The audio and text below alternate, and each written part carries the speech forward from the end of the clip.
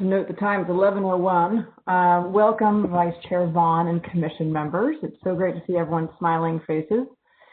We are at the end, as we all recognize, of a very tough year in almost all aspects of society.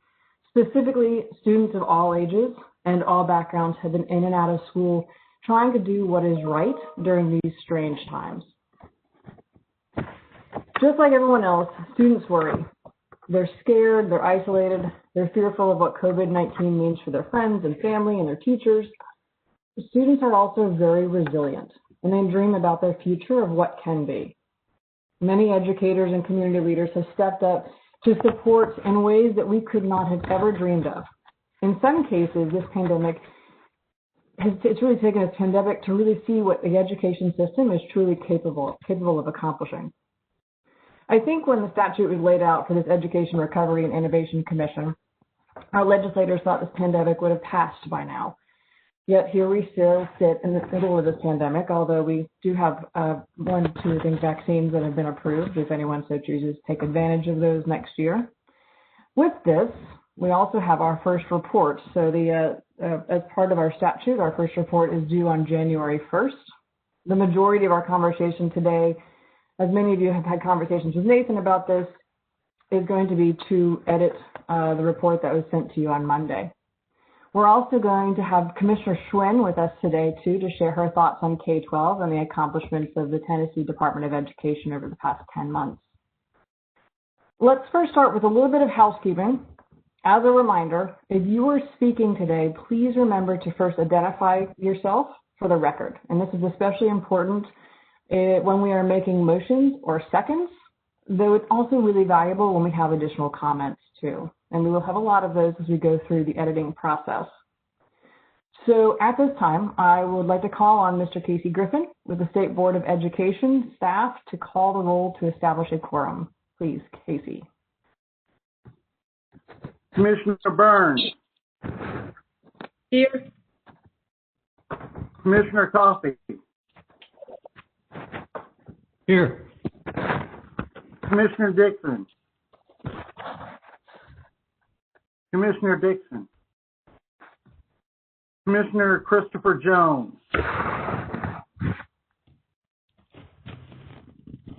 Commissioner Yolanda Jones. Here. Commissioner Rothermel. Here. Commissioner Swift. Here. Commissioner Vaughn. Here. Commissioner Chairman Scarlett. I'm here. Madam Chairman, you have 7 commissioners present.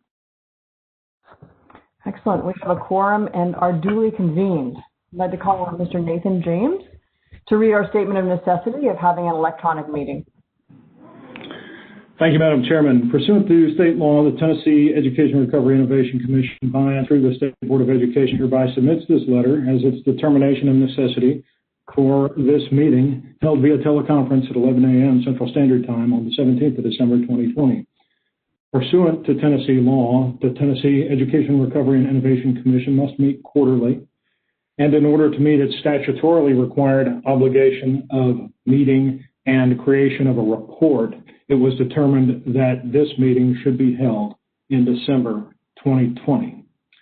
Because of the pandemic and because members of the Commission reside across the state, it was determined that a physical quorum of the members could not be assembled in Nashville for purposes of this meeting.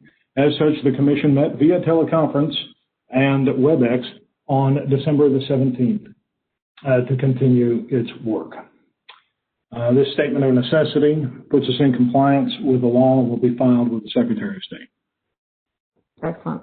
Thank you very much, Nathan. Pursuant to our Commission meetings policy, the recording of the last meeting will serve as minutes thereof. And to start us off today, I'd like to welcome Commissioner Penny Schwinn to our meeting. The Department of Education has been a good partner to the Education Recovery and Innovation Commission efforts so far and has provided a lot of important information and contextual data regarding the accomplishments over the past 10 months, and there have been a lot. We are so grateful for the Tennessee Department of Education team. With that, I'd like to introduce Commissioner Schwinn to share some remarks and I believe also a presentation. good morning, and thank you. It's nice to be here with everyone. And I will take one moment to, not sure if we're sharing screens or if that's going to come through the state board, so I'll look to Nathan for that. All right, we're working on it here. Let's see what I can fix up.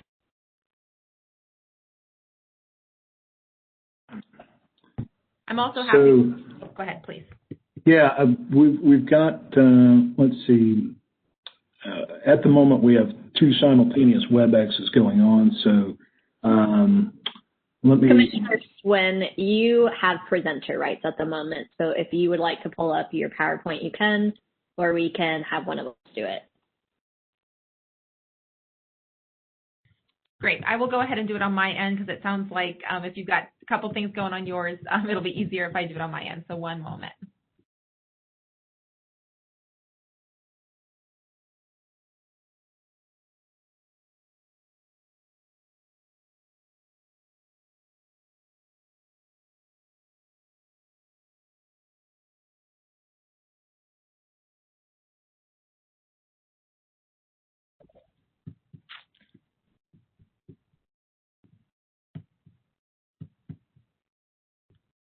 It doesn't look like it's showing for y'all on your end.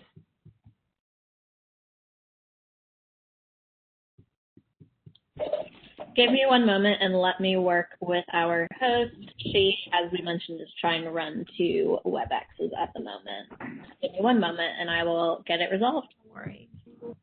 Now imagine how it is for our school children. That's right. There we go. Now it's up.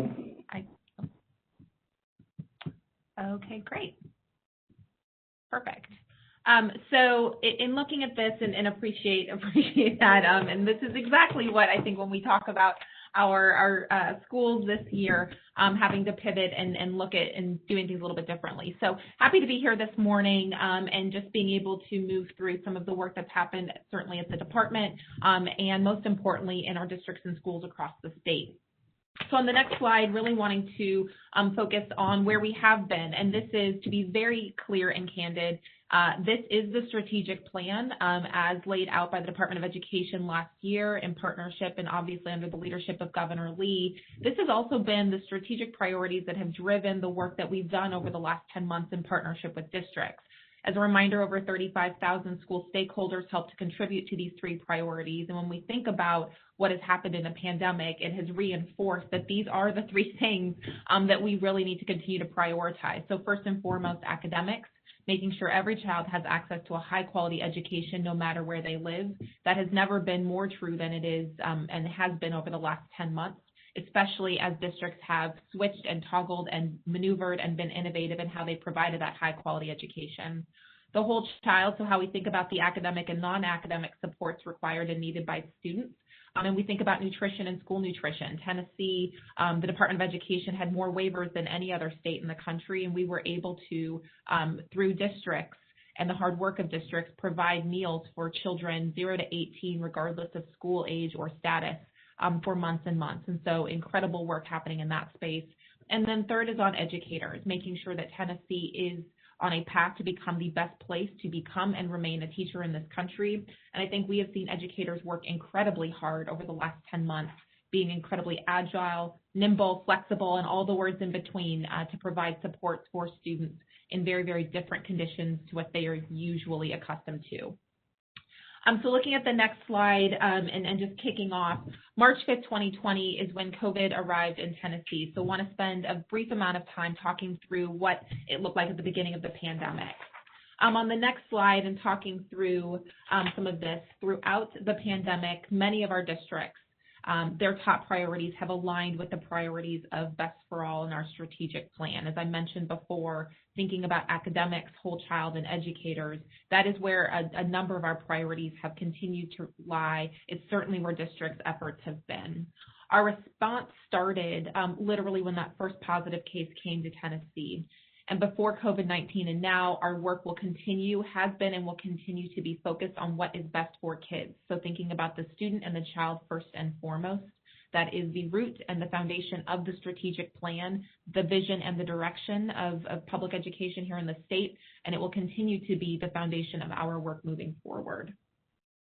On the next slide, just talking about communication, we have spent a lot of time in very, very close communication with our districts and superintendents. I joke on our 3 times a week calls that we've now just recently shifted back to 2 times per week, that I do texts, phone calls, and everything in between 7 days a week. I'm in this office 7 days a week from our superintendents, and it has actually been, I think, one of the really wonderful things that we will continue long after the pandemic is this close communication. We had a crisis management and response team that worked as soon as we had our first case here in Middle Tennessee. They worked closely with districts immediately to figure out, especially in that month of March, what decisions needed to be made and what best decisions or what decisions would be best for students. We started calls with superintendents. Those happened 3 times per week. That did start in the early spring and continued, like I said, through November when we scaled back to twice a week, given that we've gotten into a good flow and rhythm of things. On top of that, we also have a superintendent study council that meets monthly, and in aligned with the vision and plan for the Department of Education and K-12 public schools in the state, we have superintendent groups that meet monthly focused on academics, whole child, and educators, again, aligned to the strategic plan that has been in place for a year. We also had closure guidance. The first set was released on March 5th of 2020. As a reminder, that is literally the same day that we had our first case here in Middle Tennessee, so we started putting out guidance immediately.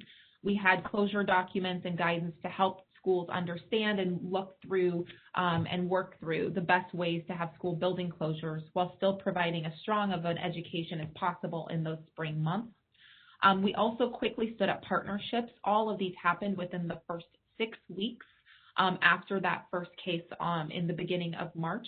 That included the University of Tennessee at Knoxville, free professional development statewide for any principal who wanted it. We were the only state in the country to offer that, and over half of the principals in the country, half the principals in the state did participate. We also had several states who looked to borrow that programming because they did not have similar opportunities. We had a partnership with Tribeca that offered free professional development for every teacher in the state. We had over 1/3 of our teachers, that's thousands of teachers, participate in that free professional development. We were the only state in the country to offer that. We also put out an app called Ready Rosie. It provided at-home resources for parents in early literacy and mathematics, so every parent in the country were able to take advantage of that. And then had a partnership with PBS that many states ended up replicating. That partnership was with every affiliate within the state of Tennessee, showing actual video lessons. As you'll hear about, and certainly a big part of discussion has been the lack of internet access and devices for many students in the state.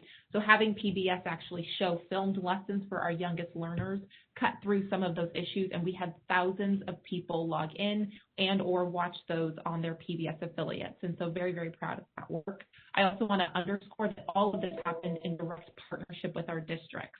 The creation of the lessons, the filming of the lessons, those are Tennessee teachers who stepped up to be able to get, by the end of the summer, hundreds and hundreds of lessons filmed for the good of all students in the state. So again, very proud of the ongoing partnership that happened between the department and our districts to be innovative. And again, all of these have been adopted by at least 12 other states in the country. So very, very proud that Tennessee districts continue to lead nationally in this recovery effort.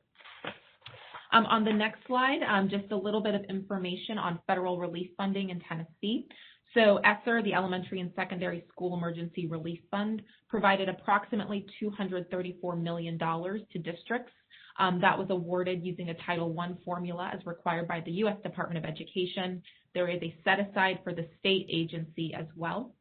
Also very, very proud that Governor Lee did invest the entirety of GEAR, or the Governor's Emergency Education Relief Fund. That's an additional $64 million that went to K-12 schools for support. And on top of that, the governor also invested an additional $155 million for K-12 education. Proportionally, we have not seen another state where this proportion of funds has been applied to K-12. I also want to note that this is on top of the fact that our General Assembly did not make a cut in our BEP. That was incredibly important because it meant that these were actual funds to help with the recovery, not to supplant things the districts were already expecting. That shows and continues to show this governor and this General Assembly's strong commitment to ensuring our children have the best possible opportunities with the funding that is available. So very, very grateful for that. On the next slide, just a little bit of some announcements. In July, the governor announced $81 million towards the COVID-19 relief grants in education. You see the examples of that to your right. That was $50 million in district technology grants. That allowed for districts to purchase approximately 1 out of every 3 computers for 3rd through 12th grade students if those computers were bought at the state negotiated rate. I do want to highlight that the department started negotiating those rates for very, very low rates for computers and devices as early as February, when we started to hear the early rumblings of what ended up being kind of what we've seen now in COVID-19. So the IT department got on that as quickly as possible. We were one of the first states to do that. It did allow us to get the lowest cost possible for what it would cost to purchase devices, but we did that as soon as we saw that there might be some challenges, and that happened in February. $11 million went to reopening and programmatic supports, and then $20 million for higher ed. So again, a strong investment in education in the state. On the next slide, and looking at where some of those additional dollars went, we had $77 million. That is a little higher now because it's now included nutrition workers, transportation drivers, et cetera. But that is for disinfecting kits and some PPE is allowed for, and we just posted information, literally millions and millions of masks, sets of gloves, disinfecting kits, which includes wipes and hand sanitizers. Those can be purchased. Those are purchased by TEMA and the state. It allows for districts and schools specifically to order during the first 2 weeks of every month to replace those kits. So the first 2 weeks, there's an order window. Every school has a representative, and then new shipments are mailed by the end of the month so that teachers and school site staff consistently have access to materials to supplement what districts are already providing to keep people safe in school buildings, safe and healthy for everybody involved. I talked a little bit about that $50 million in technology grants, an additional $15 million for Wi-Fi and MiFi, $11 million to support reopening grants, and this is specifically related to the continuous learning plans. So the State Board of Education in late June passed a rule and policy that required every district to submit a continuous learning plan with a rubric and process to be developed and overseen by the Department of Education. I do want to note, because this isn't reflected in the report, we were only one of 12 states in the country to actually have or require any kind of academic plan. Every state required some kind of health and wellness plan, but we in Tennessee did require that academic plan. I think that's incredibly important because it shows our ongoing commitment to accelerating student achievement, not just hunkering down. And that's what our districts have been doing day after day. It's about accelerating the learning of all of our students. I want to add that we had $8 million in funding for students with disabilities. This continues to be a major area of concern for our districts and in districts across the country. We have students who require services. They cannot necessarily get those in a remote environment. And so how do we ensure that we provide assistive technology and innovation grants to ensure every child has access to the education that they deserve? We also had $2 million in Grow Your Own grants. This was to increase pathways to the profession. Very excited. We have half a dozen higher eds and almost 3 dozen districts who are participating in this expanded program. It is one of several ways that the department has tried to step in to ensure that we do not see the teacher shortages that we are expecting nationally, and that frankly some states are already in dire straits around related to ensuring that every student has a certified or credentialed teacher in front of them. And so very excited at this idea of local districts being able to identify local talent and support those folks to becoming certified teachers here in Tennessee. On the next slide, just talking about keeping schools healthy and safe. thinking about why such an investment and why so much urgency. And I think that this really has to do with ensuring that our schools are able to be open in person. There was a lot of conversation about that, especially in the summer, spring and summer, going into even the early fall. And what we've seen is that many states are just now taking those critical steps to be open in person and offer that option, I would say that very critical option for families.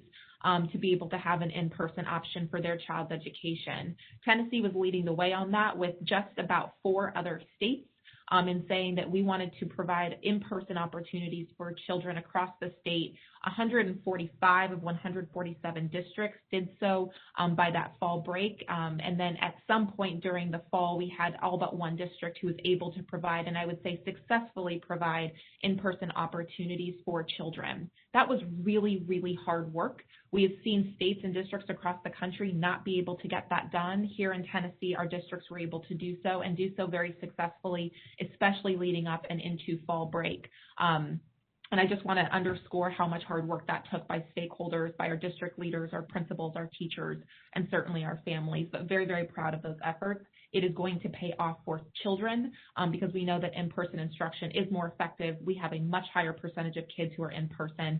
And I will say of the schools that had an in-person option, 99.6% of them were able to stay open at any given time. That is an incredibly high percentage. And again, it goes to the planning and thoughtfulness of our districts and how conscientious they were about keeping people safe and providing options for families.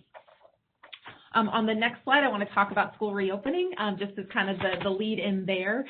So this is a whole new ballgame for us. We have never opened schools this way. This is new. There's nobody to call to say, how did you do this? And so again, that was a lot of our superintendents, their staff and faculty, families and communities partnering very closely with the department in terms of school reopening. I will not ever be able to express my gratitude for the leadership that I've seen in our districts, especially as we looked at school reopening and how successful we have been. I also want to say a special thank you to the Department of Health. They have been strong partners each and every step of the way. They are on our calls, and all of that together, as frustrating as it can be with the changing health guidance at the national level, people have been very flexible and nimble in order to keep schools open. On the next slide, just a little bit about what that work with health looked like. These were a number of resources to help with district decision making. As you have heard from Governor Lee, and you will continue to hear from this administration, that local decision making is incredibly important because districts are completely different. What we were seeing in Clay County versus Kingsport City versus Hamilton County versus Lake County was different throughout the last 10 months. And we wanted to ensure that superintendents and local communities could make decisions that were in the best interest of their local communities. And with our ultimate goal and vision of getting kids back into school, and again, very proud at how many of our districts were able to do that successfully, it was important to be able to provide the resources and supports so that districts could make those decisions and see that success. And so again, very, very happy with what we received from the Department of Health. Lots and lots of resources and tools to be able to make those local decisions. On the next slide, I'm wanting to talk again, as I mentioned, around continuous learning plans. Very proud that Tennessee continued to lead in saying that academics had to be at the forefront of this conversation. We have to keep people safe and healthy, and we have to make sure students are learning. And so the continuous learning plans was a great way to be able to do that. All of them have been approved. The department, in a period of 8 weeks, just under 8 weeks, reviewed 148 LEAs and 113 charter school plans. We gave 4 waivers to very specific programs like the Department of Corrections, Children's Services, the State Board of Education in Carroll County that had very specific programmatic needs. And what we saw was that full or conditional approval was reached in 2 or fewer rounds. We had daily office hours for districts for very specific parts of the plan. We had approximately 25 individuals that were essentially full-time on this for 6 to 8 weeks for districts. We had individual calls with district leaders and then cohorts of districts working together to create plans. The continuous learning plans are consistently updated, and we provide additional feedback and support as they are being implemented. But again, this was new for everybody, and very proud of how districts were able to work very closely with the department to come up with some very creative solutions on how they were going to address very sticky problems that they had not had to address before. Some of this was technology-based, but a lot of it was how do we ensure that we still provide every child with high-quality instructional materials, with strong instruction, making sure that they are engaged in learning, whether in person or remote, and making sure that we are providing folks with the professional development and support that they need to be successful. And so again, I'm very proud that we were one of a dozen states to focus on academics because it is school and we want to make sure kids are learning. On the next slide, something else that I'm particularly proud of is just, and this is another great example of strong collaboration that's happened in the department, and I think a really great opportunity to include this strong district work in the report, and it is the Best for All Central. This is a hub for learning and teaching. It was a 3-year plan. So it was part of our original strategic plan, Best for All. We got a 3-year plan done in about 3 months, and we could not have done that if we did not have the dozens and dozens and dozens of districts who provided content and the hundreds of teachers who participated in providing content as well. At this point, we have over 1,200 resources, hundreds of videos. We've had over 250,000 total page views, and we have this used in all 50 states, plus the District of Columbia. We, every week, we report on a new district that is actually using this as their complete center for online learning. And we have seen a number of states who are actually going to use this code and replicate this tool for their own state. So very proud, again, that Tennessee districts and teachers in partnership with the department have been able to show that level of national leadership. If you go on this, it does allow for a full year of videos. So frankly, if you are learning at home, if you miss a day of school in the future or whatever it might be, there is a video tied to high quality instructional materials as approved by the State Board of Education, their list. And it does allow for folks to be able to see those videos from Tennessee teachers. And we have a number of districts who have received grants to be able to film and produce and provide this level of information. Commissioner Schwinn? Yes, ma'am. We are running a little bit tight on time, and I know you have a few more slides. If it's okay with you, can we share this presentation with the rest of the commission members? Yes, that would be fine. I would like to go just to the timeline at the end just for the summary piece of it. Okay, that'd be allow I also would love to let our commission members to ask any questions if you don't. Great. So at the very end, and I would encourage all of you to go through the slides, and as you are seeing, there is a tremendous amount of work that has been done. Again, I think there's some great opportunities to have this very clearly reflected in the report. But on this timeline, what you're seeing are bullets of everything that's happened between March, and there are 2 slides of this through the fall. You can see something like PBS, which had hundreds of videos and thousands of folks who viewed it, is just one of those bullets. And so when you think about a full timeline of the response by our districts, in this work, I think there's a great opportunity to be able to learn a little bit more. And then just to close out before questions, I think on behalf of the department and the districts and schools that we have the very strong privilege and great privilege of representing, I do want to be clear that the context and framing of this work is currently not represented in the draft, I think, in the way that actually reflects the hard work of our districts. I think we are missing part of the story of what happened for K through 12 kids. And I think in the final version, ensuring that those stories from our districts and our schools that can be told, especially as they are being told in 49 other states about the Tennessee story and how well I think our districts have responded to this work. The incredible amount of resources that have come in is going to continue to be incredibly important. We've provided that feedback, and I look forward to any questions that can help to clarify, I think, a lot of the great work that's happened in Tennessee over the last 10 months, but appreciate the time this morning. Thank you so much, Commissioner Schwinn. We definitely would like to open it up for any commission members that might have any questions.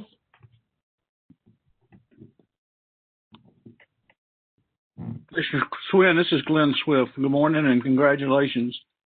What are a lot of great progress. What are the items the gaps that are there that you're focusing on? You talked about disabilities, you talked about the K-12 story. What are a couple of items that you're going to be focused on this year and next year? Yeah, thank you for that question. So I think that first and foremost, we will continue to move forward with our strategic plan and focus on academics, specifically learning loss and literacy. You're going to hear quite a bit of that in the next 2 or 3 weeks about what that statewide plan is. There's a very, very strong statewide plan to address literacy and learning loss over the next several years. We'll be rolling that out in the next couple of weeks. We've built that with partnership from our districts. I think the second thing is I'm very concerned, as you will hear from me quite a bit in the next coming months, as you have it on the earliest grades as well as our older students. So it's those bookends. We know that it's really hard to teach a child to read, but it's really hard to do that on a computer. And so we want to make sure that our youngest students are getting a lot of attention. We also want to make sure that those students in their senior year this year who have been in large parts learning online for some districts, that they get the same opportunity so they are successful in post-secondary. And in that space, we do know that our children with disabilities and our English learners have a very difficult time learning in a remote environment. We also know that they have a lot more catch-up that might need to happen as a result of any kind of learning loss. And so you'll see a big push there. And then finally, we're going to be focusing quite a bit on things like accountability and BEP hold harmless, and wanting to think about how we support our districts structurally and operationally so they can focus on the business of teaching and learning. So some stability for our districts in the operational space is going to be important. And I would add technology in that operational space. We have to have a way for sustainability, so all these great lessons we're learning and innovation that we are just starting to launch in the state can continue for years to come, and that's going to take some strong front planning. Again, you'll hear a lot about that plan in the next several weeks from the department and the administration. Commissioner, this is Joey Vaughn. So I appreciate your reference there early to, or at the end, talking about the story really of what's happened across the state. So we have some schools and districts, well, all of them are really working hard. And there's a story when we're looking at becoming food providers, for rethinking how we deliver instruction at all areas. We're also doing that while we're trying to figure out how to socially distance and keep kids in school. So that's been a big part of the story, and we're going to try to communicate that as well as we go through this. So we appreciate your leadership and the information that you've shared with us during this meeting today. So thank you. Thank you, Director Vaughn. And I would say if this committee has not gotten to know Director Vaughn well, he is one of our shining examples of creativity and innovation. It's just a joy to work with him every day. So I appreciate those comments, sir. Commissioner Schwinn, this is Marie Chisholm Burns. I echo Joey's comments about the great work. My question has to really concerns looking at measures or assessment into post-secondary, going into secondary education. Are we looking at that measure? I hear a lot of students saying they're delaying it. What's your thoughts on that?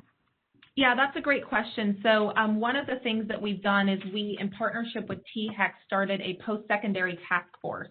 We started that over the summer, and it has continued. We will have a report available. It should be within the next 4 to 6 weeks about what that story has been for this last graduating class and what we need to continue to do for this year's graduating class.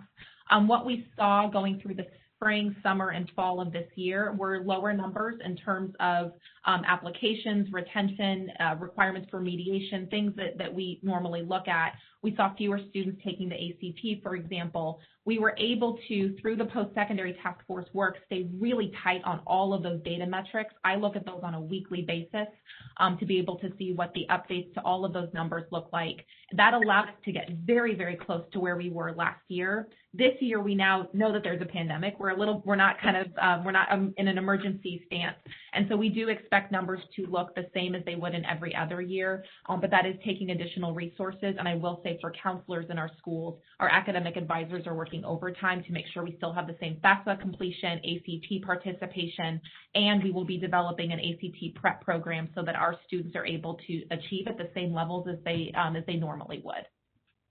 Are you cutting that data by looking at subpopulations, and particularly I'm focusing on vulnerable populations? Yes, ma'am, we sure are. And so we are seeing what I think you can expect, what you might expect, and that is those students who might have less access to resources, those students who don't speak English as a first language, those students who require additional supports because they are children with disabilities, et cetera. We are seeing that they are taking a larger hit as a result of the pandemic, both in our traditional kind of 4 core courses, but also when you look at those students who are not as engaged in remote learning, who are choosing in high school, we are seeing in some of our areas choosing to seek employment as opposed to continuing engaged in classes during the day.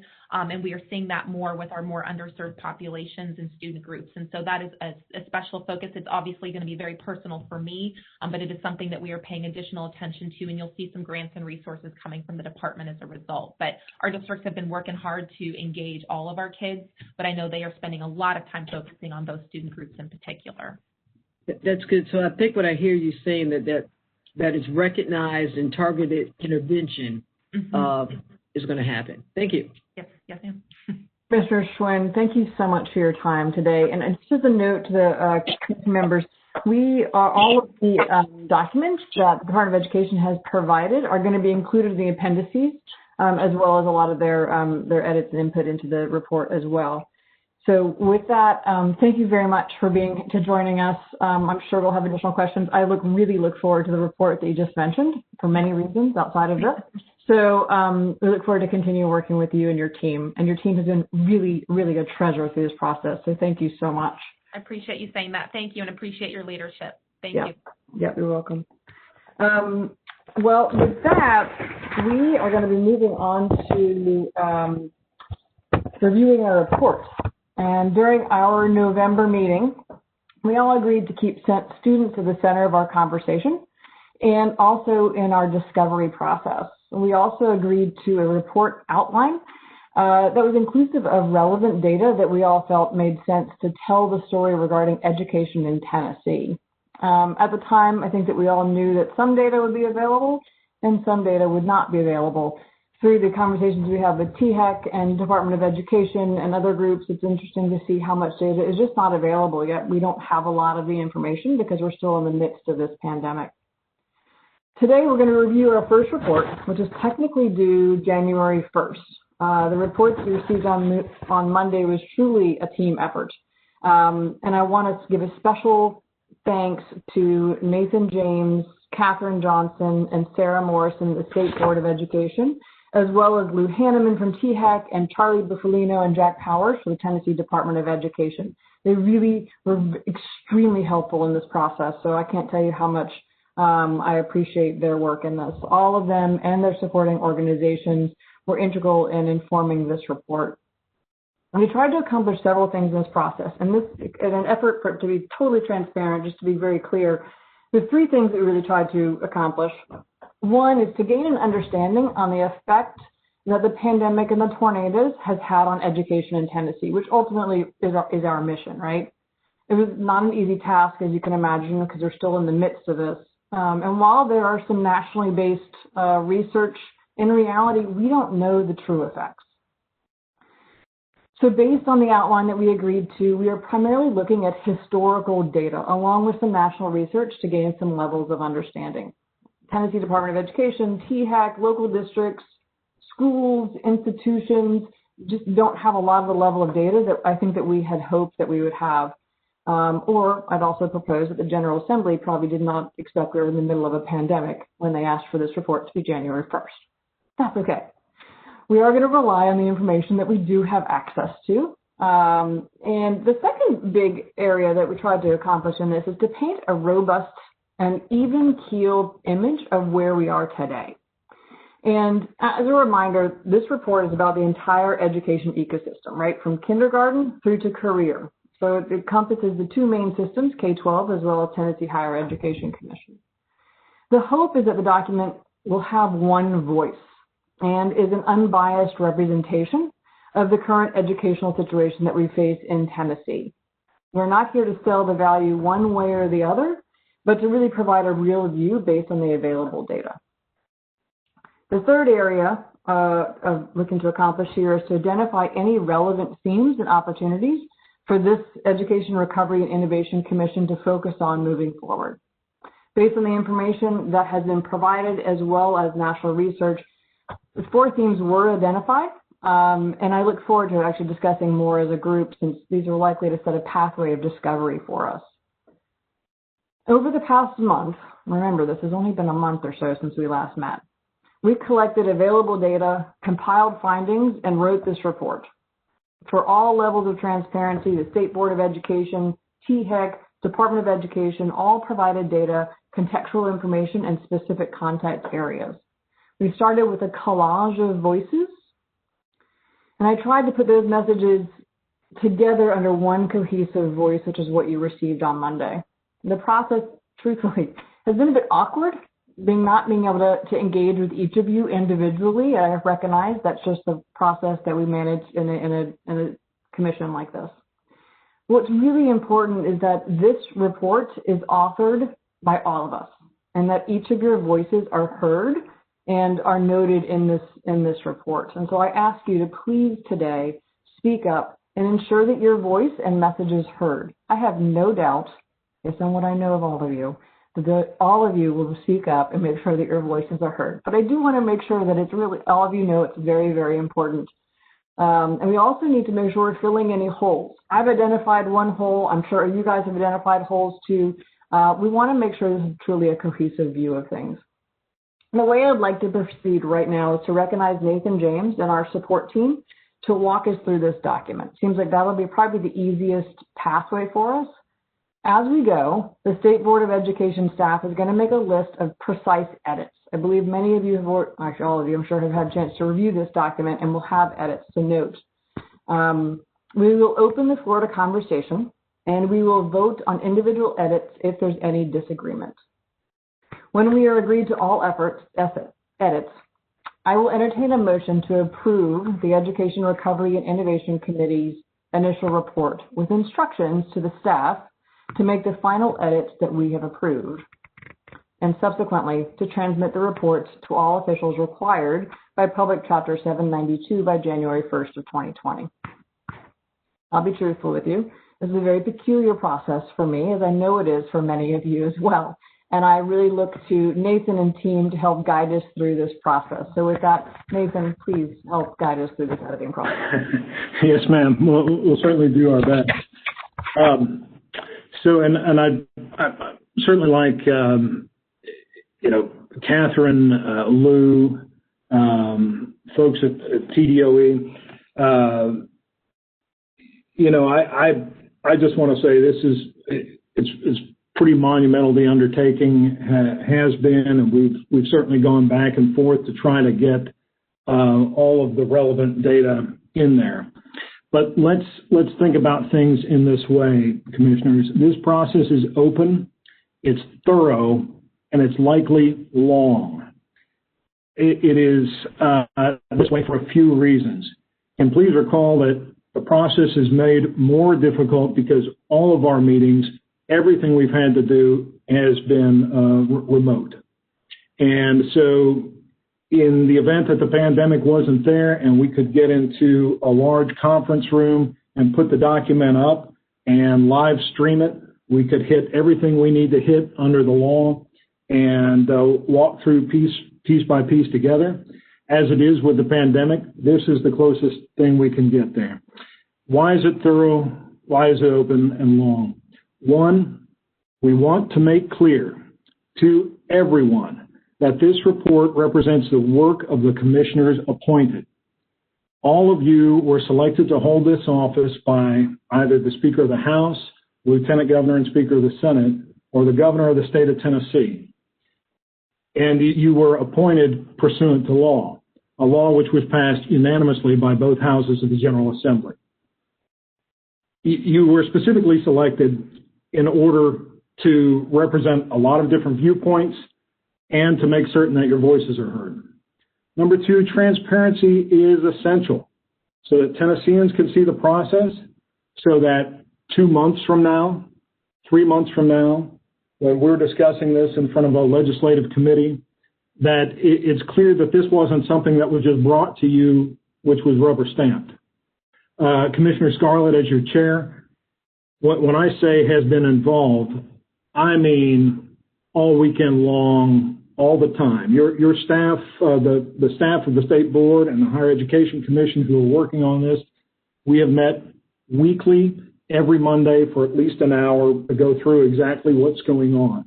You all know, because you're getting tired of my phone calls, that I've done the best I can do to keep in touch with each of you while making sure we adhere absolutely to the letter and the spirit of the Open Meetings Act. That's why this entire process must be done on the record. We can talk with one commissioner through the process, but ultimately this is how it must be to get each of you and your input. As much of the staff of the three organizations, and of course it's attached to the state board, but we simply don't have the data capabilities. So all of the data, that's been able to be provided by TDOE, the Higher Education Commission, those folks couldn't have been more helpful. As much as we on the staff side are involved, this is the work of your independent commission. And the folks who created this law expect your independence. So with that, I think we can get started by starting out with the introduction and legal authority. Now, as I've mentioned to each of you on the telephone and in emails, if you had a big revision or something you wanted to do, you could certainly send that to me in advance. That doesn't mean that when we get to that section on your specific version with the revisions that you wanted to do, then I'm automatically going to bring those up. So when we're going through something that needs to be changed, commissioners, speak up, offer your edits and suggestions at that point in time. There is never a bad time to interrupt me or whoever else is speaking. And are there any sort of questions about that or anything that's unclear? I'm going to go with no. I have not seen from anyone suggested edits a change in the section on introduction and legal authority. This simply spells out where we are under the law. Go ahead. Somebody? Okay. It spells out where we are under the law and the precise requirements of the commission. Our first deliverable is to create this report by the 1st of January, doing our best to take cognizance of where the state is, given the data available. Hi, Mr. James. Yes, sir. This is Joey Vaughn. I think one thing that may be important as we enter the very beginning of this, in the first paragraph, introduction and legal authority, we talked about the Tennessee General Assembly, but we also have to remember that Governor Lee played an important role in all of this work. He brought quite a bit to the steps that were taken. We just might want to consider there in the that first paragraph whether or not we add the governor to that piece. So certainly happy to, and I would say, let's see, that paragraph is talking about changes in law, and absolutely the governor, certainly plays a very, very significant role in the creation of law. How about just making it the governor and Tennessee General Assembly there on that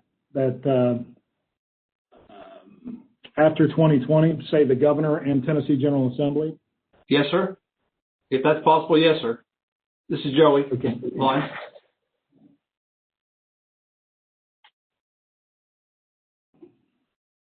Already improved.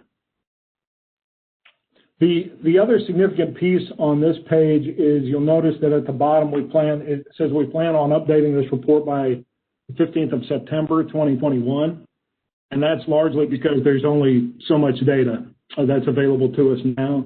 And it would be nice to be able to paint a fuller picture. Real quick. I just want to double check. This is Catherine. Are you guys able to see the screen that I'm sharing? We are, yes. Okay, great. So I will make live edits as track changes in here as we go through. I just wanted to make sure that it was working. Nathan, this is Glenn Swift. A suggestion I would offer is, first off, the content is wonderful, well done. As we get through that work, perhaps somebody would go back and help the readability of it with, in the context of Roman numerals. I know it's got page numbers, so that we can refer to, say, page 3, section 4, something like that. So the context in terms of helping people readability. So let me ask you this, Glenn. and so that it's clear to anyone who's watching that the way it turns out is because it was the will of this body. Are you suggesting that, like where we have in bold letters in a particular section, would you like each of those to be given a Roman numeral, for example? Oh, no, I'm just trying to help out. It says Roman, help out with introduction and legal, maybe the first. So if you think of the table of contents, and if somebody wants to take the table of contents and figure out where in the report they are. So it just helps people with readability of the report. The content is fine. Glenn, I'll add on to that too, besides the table of contents. I think it's also important, which we talked about before, is ensuring that once you've agreed to the graphs, that the graphs are noted by figure or chart in the copy, so that it's easy for the reader to understand where they can go visually see what is being described. So I just want to make sure we're clear on that too. Final document, once we get through with all the edits and put together, it'd be dated, easy to reference to. That was that was my objective here in terms of the report itself. Be dated. Clearly, we want to have a January 1, whatever date we want to put on it. Yeah. Then, just so that we're making it clear for the record, where exactly would you want these Roman numerals in? The figures are numbered, and if I heard you correctly, you do not want the specific sections numbered that way. You don't have to. If I just look at right now, like introduction, I don't know where that would appear in the table of contents, but likely be early on. So that could be Roman numeral 1, for example. Yeah, that's exactly. We're saying the same thing, Glenn. And then it could be Roman numeral 1, alpha, small alpha A, small alpha B. So if somebody wanted to comment, they could say page 30, Roman numeral 7, subtitle Z. And then at the end of it, it would have appendixes and things like that. Is that too confusing? No. I think at least adding the Roman numerals, by section would probably be very helpful. Another thing you might want to consider is to have, and it could go into the table of contents of one of these pre-page things, is a list of abbreviations and what they mean. Because sometimes we want everybody to pick this up. We want my husband to pick this up, and he's not going to go back to page 3 and find what that thing is. If he doesn't know what it means, he's going to skip it. And so abbreviations would be really nice for the reader. So you mean like, yeah, because I mean, if anybody in the world is guilty of acronyms, it's the education world, isn't it? I mean, there's no doubt about that. That's the military world. Military is just as guilty. Yeah, no doubts there. So we did attempt to make sure that each time we referred to something, we spelled it out the first time. But I see what you're saying.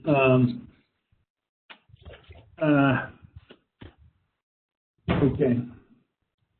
I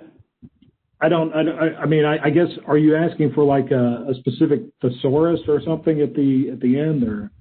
You could either put it, I've seen documents that put it at the end or at the beginning, and it shouldn't take up that much room. It's just your acronyms, abbreviations. Just, I use one, Board of Education. If you said BOE, just say equals Board of Education. Okay. Glenn, or not Glenn, but Nathan. Allow me to comment on one thing. In any document of this sort, the executive summary is so important, and the summary at the end is important. That conclusion, which I think is especially weak as I look at it, but the executive summary, which will be at the first, is so important because legislators will not read anything except that page in all likelihood, and perhaps a summary at the end. That's almost guaranteed. I've known too many of them and talked to them so much that they are swamped with other things.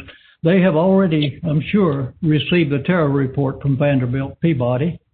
They have received the SCORE report. These are glitzy reports done by staffs that are well funded. We are not funded. is difficult to get across anything of any consequence in this report. So I think it's important to come back to that and focus on it. The thing that I've found, and I'll mention it as we get to it, but there is so much information in here and so much in especially the financial and the concern, did we spend the money right, et cetera. Those are other considerations that in many ways go beyond what we're trying to do. We're worried about the students, I hope, the teachers, that education process, and the funding is part of it, so that's got to be addressed. But I felt that overall we have gone very far into it. And I had mentioned to you one that I want to mention to the commission too. This January 1st deadline is very real by law. It is also real by law that our teachers should be in class teaching students, and they're not doing it. As you know, we're in a special situation right now, and there is nothing about January 1st that is sacrosanct to me.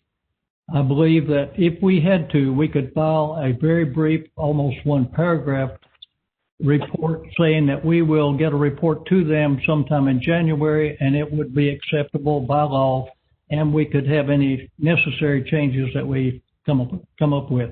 We'll see as we go along, but I just wanted to be sure and bring that up at the front end because I have a special concern that two items that I think are key have not been included in that, and we'll address that as we get to it. Thank you.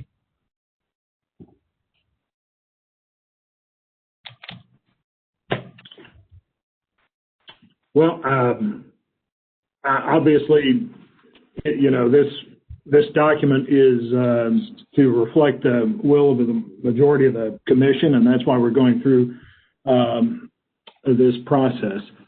As far as moving beyond the 1st of January deadline,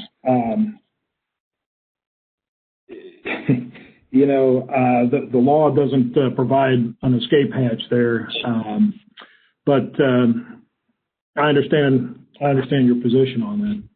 Are we ready to move beyond the first page? I think so.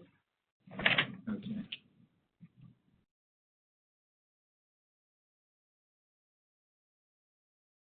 So, are there significant edits to this section, National Context of Tennessee Education Pre-Pandemic?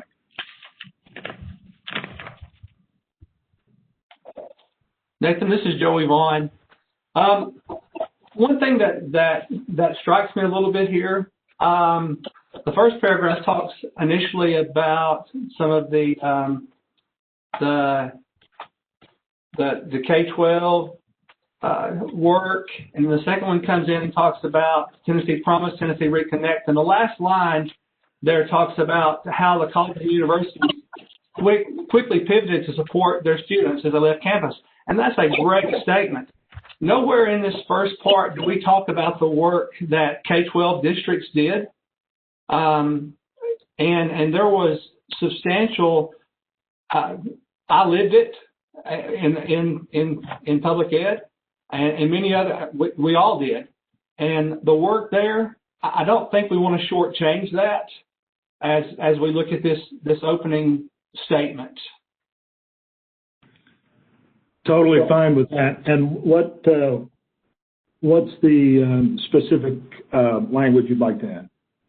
Well, I had, and this is of course draft, but school districts across Tennessee quickly responded to the needs of students and families.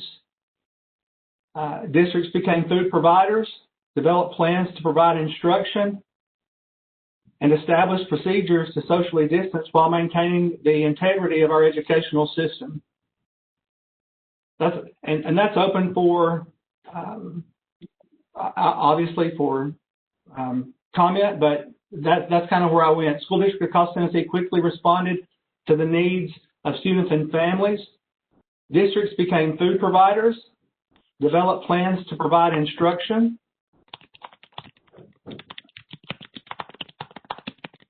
Okay, I've got districts became food providers. Developed plans to provide instruction.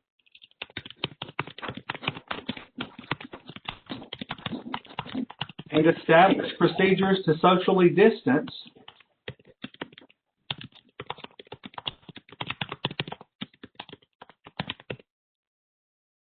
while maintaining the integrity of our educational system.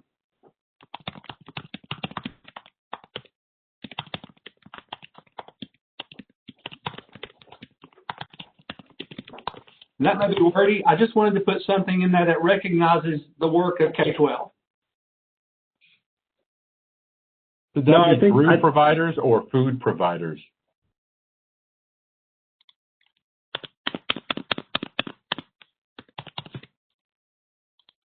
And there may be a better way to say that.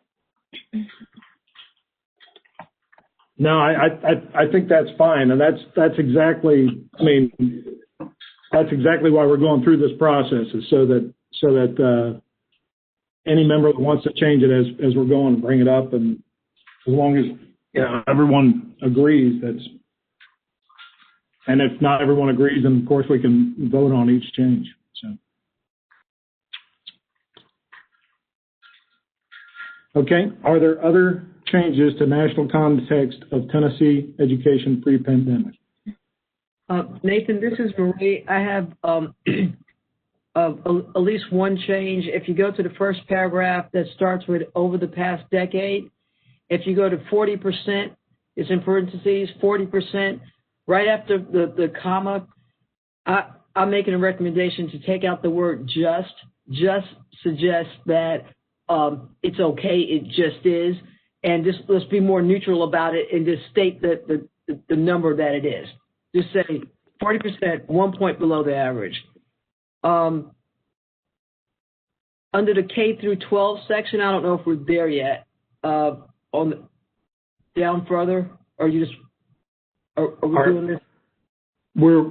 Is that you mean within the national context of Tennessee education pre-pandemic? Yeah, are we down to the K through 12 on page? Or are we just looking at these three paragraphs? These three paragraphs until everybody's good, and then it's on to the next Tennessee's pandemic timeline. Okay, I got you. I wish there was a way to shorten what Joey said. I think is an excellent suggestion, but I don't want to make it the bigger weight. It's not in proportion to the other stuff. So I'm trying to think of a way to. Joey, would you be okay if you just keep that first sentence and strike out the rest of that? Because I think other institutions could say that too. This is Joey, and absolutely, I understand that. There will come opportunities later in the work to be more specific and put that in. So, Marie, I think that's a wonderful point. Yes, I knew I was wordy. Just tell me.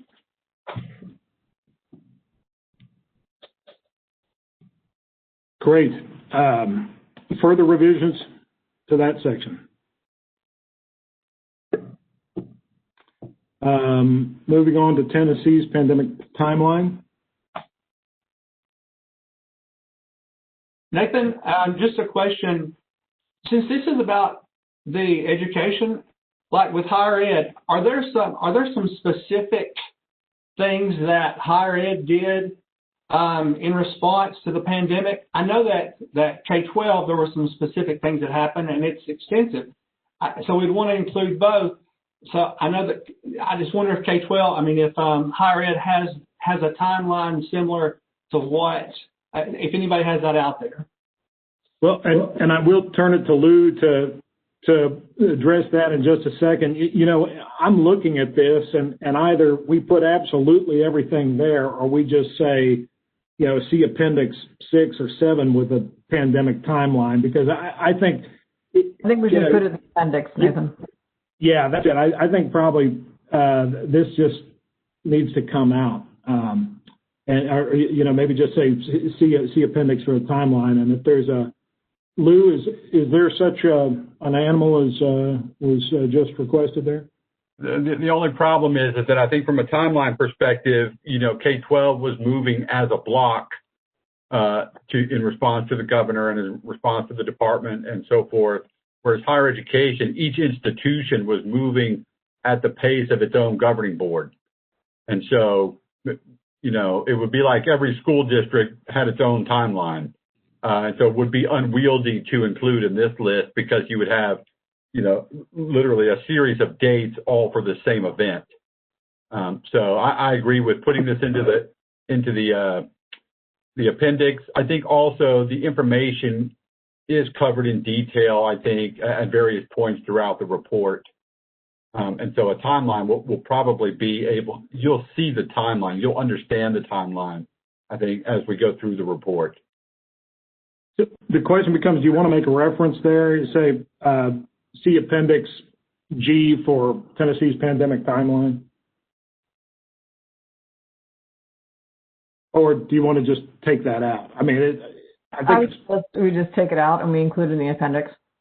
I mean, it's already one of the things that we're including from the Department of Education. So if THEC has something great, if not, we can maintain with the Department of Education. Okay. So we just want to delete the entire process. Okay. So then, if Catherine, if you wouldn't mind highlighting that and just hitting delete on that, so we see that that's gone. And then we'll move into the K-12 section. Any edits on the next section?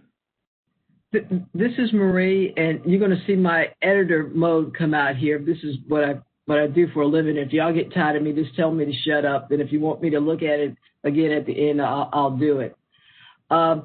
We probably need to reduce some VATs. So let's go ahead and get started. Line 1, 2, 3. Line 3, after service, please consider taking out the VAT. And Nathan, I was one of the people that sent you my edits and track changes. So if you want to see some more of that, if y'all get tired of me talking about it, Nathan, you have it. And it's just a VAT, and it doesn't add anything to it. Right. Can I suggest that maybe we do take all the VATs that are in Marie's edited document and adopt those? I see a lot of shaking heads, nodding heads. Great. That makes me not have to say it each time.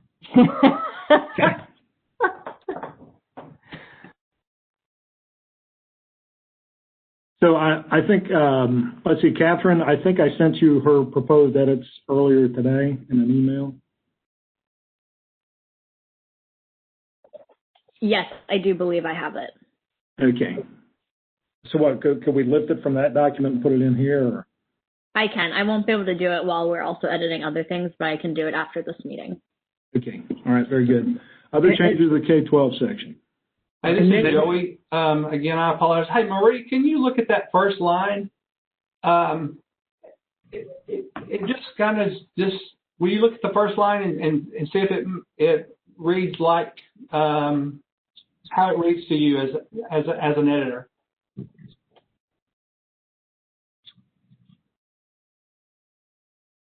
I put down on this one that it was an awkward sentence, but I didn't know the context. I didn't know the message, the main message that we were trying to provide. So I didn't. If I understood that, maybe I could help with that. If you guys tell me what the main message you were trying to say there. The main message we were trying to get into this section was the fact that we have had a lot of inequities in the K-12 system for decades upon decades, and the COVID-19 pandemic as well as the tornadoes have really put a big giant spotlight on those inequities. It's also opened up a world of awareness on the amount of additional operational support that our schools provide at an individual level. So schools stepped up considerably in providing meals and other supports available to all the students, where we don't typically fund or look at schools in that manner. We typically do that purely just from an education standpoint. And so being able to point that out, I think the schools have stepped up considerably in their efforts to support the communities, much more than I think most people are aware of. Gotcha. There's some words you could take out, and I didn't go to town on this because I didn't want to irritate you. I know you want to engage more with me, Tiara, and you're really missing the treat by not doing that. But so how about this? The COVID-19 pandemic spotlighted decades, just words like that like has shown, we don't need all those words. Spotlighted decades of educational inequities and increased focus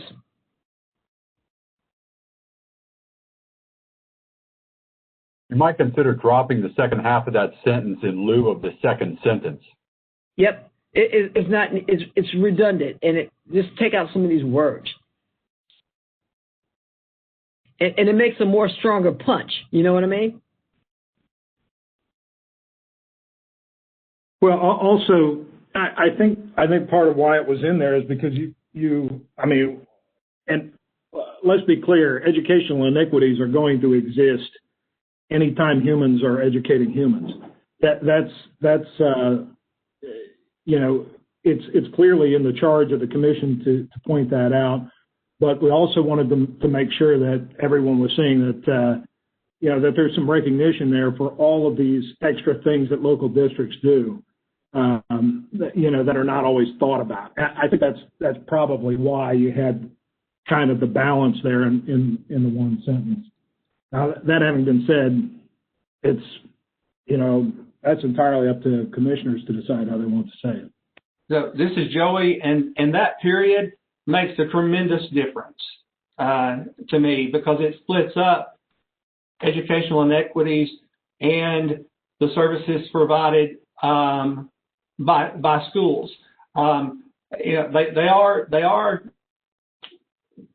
They work together, but there are societal issues here, not just educational issues as well, and demographic, so that helps.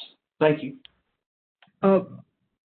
Continuing on that spot, and I don't want to edit this to death, but I think you guys get the gist of this. You see the next sentence, the COVID-19 crisis has revealed. You don't need to has, just reveal. It punches it.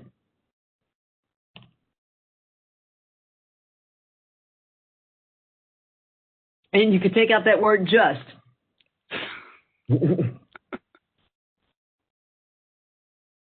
And I'll be more than happy to go through this at another time.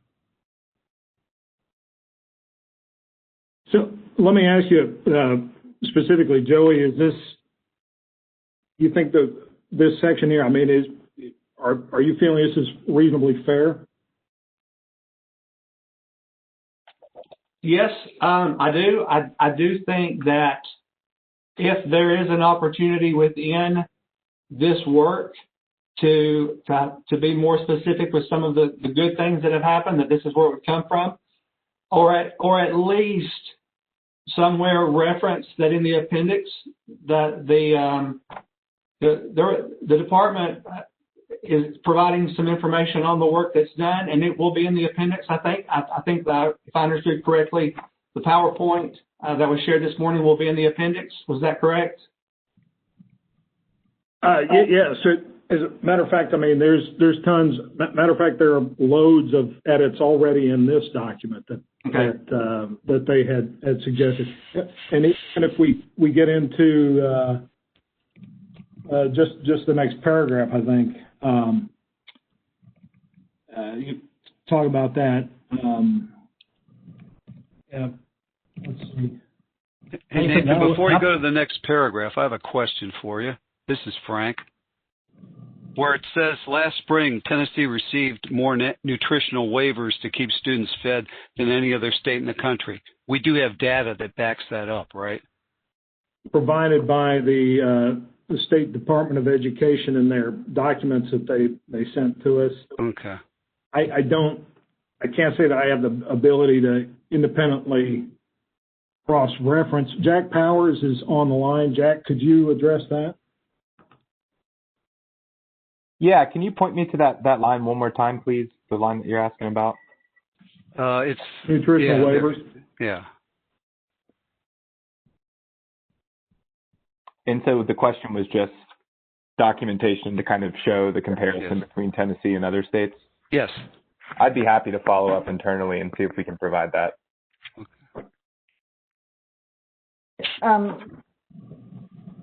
And just to be clear, Frank, that was a specific request from the team at Department of Education to include that, which there should be back up there. I have an idea. So, based on the chat that we have going on here, talking about how amazing Marie is with, does it make sense? I'll put this out to everyone as we kind of go through this and talk about the big bucket conversations. And then maybe Marie might be able to go through the process of applying the edits that you had suggested at a later date. Or what is the best way that we want to accomplish this? Madam Chair, I don't think that,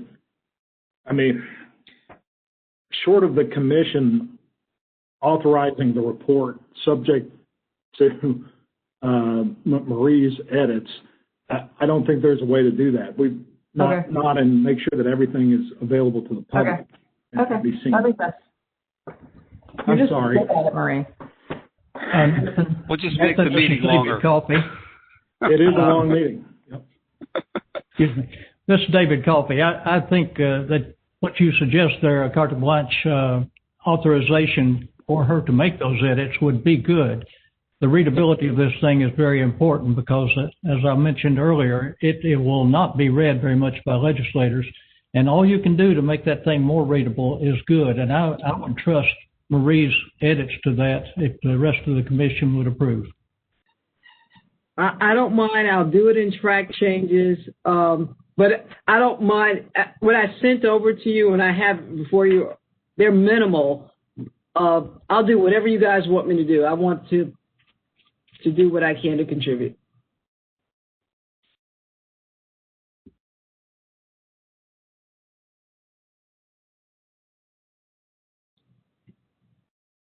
Nathan, we cannot hear you. Sorry, yes. I was just saying, to be fair, commissioners, those of you who have sent me edits, I haven't sent those out to everybody else. I have sent them to the team so that if you brought them up, we could throw them in there. But certainly other members have edits as well. So,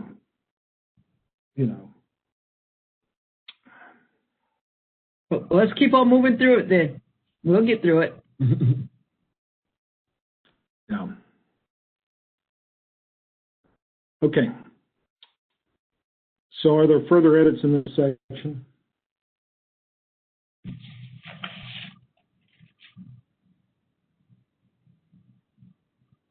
On page 6, where it says the paragraph, some say you'll get to that, but at the pandemic, and the pandemic has just, you could take that has just out. Who cares about has just? So the pandemic uncovered. And you'll get the that's on what I sent in. And do you want to change that about in the paragraph that starts with Tennessee has? Do you want to change that about to approximately? Again, is not wrong. About is not wrong. Do you want to do it this way?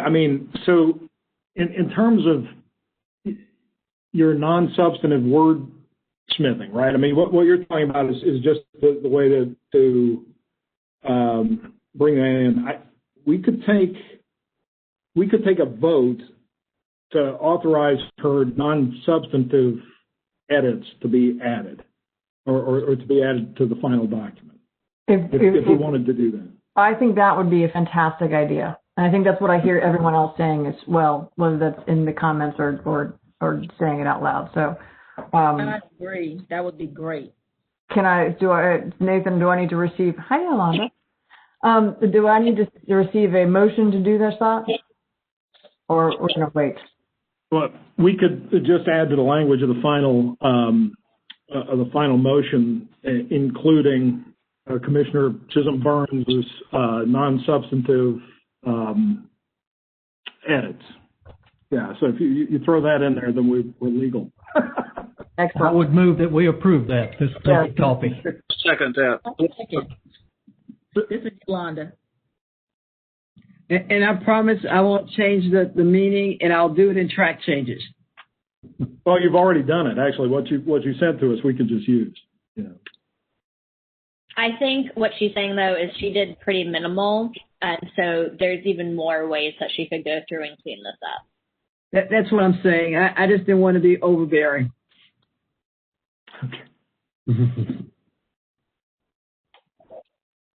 On this is Joey Vaughn, and on this section, the big paragraph, some say broadband access.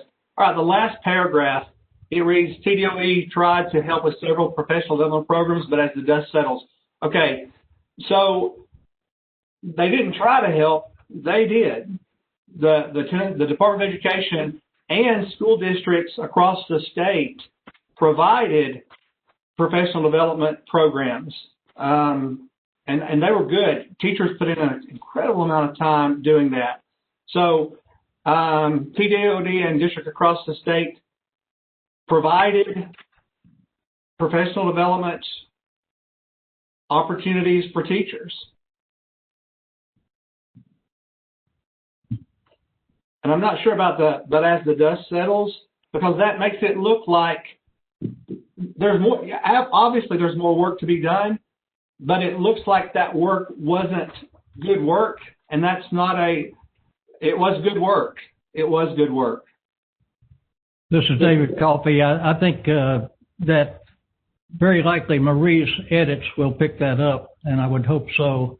But also in that same paragraph where it refers to TDOE helped online learning environment, as did teachers, administrators, we should add, and parents. Once we unloaded the kids back onto the parents, we need to acknowledge that.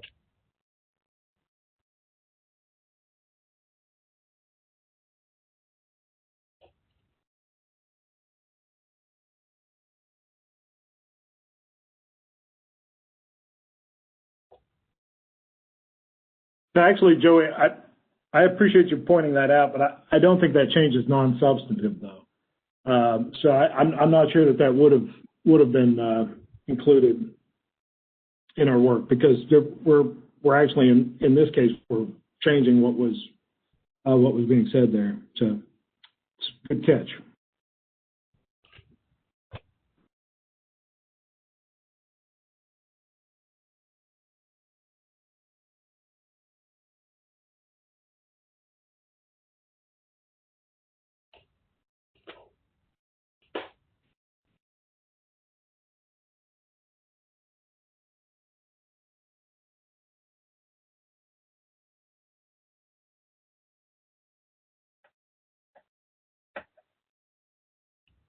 Are we ready to move on?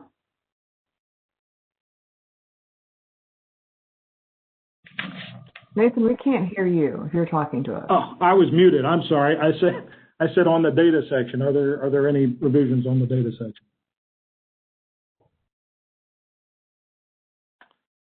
Any revisions on the Federal CARES Act provisions, K-12?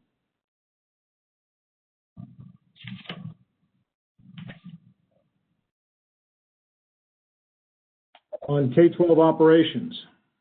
Okay. Any revisions? Hey, this is Joey Vaughn one more time. I want to go back real quick to the data portion.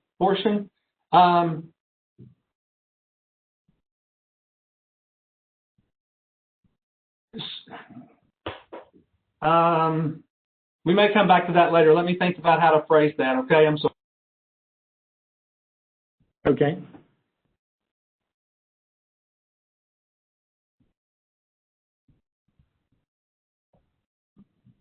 So K-12 operations.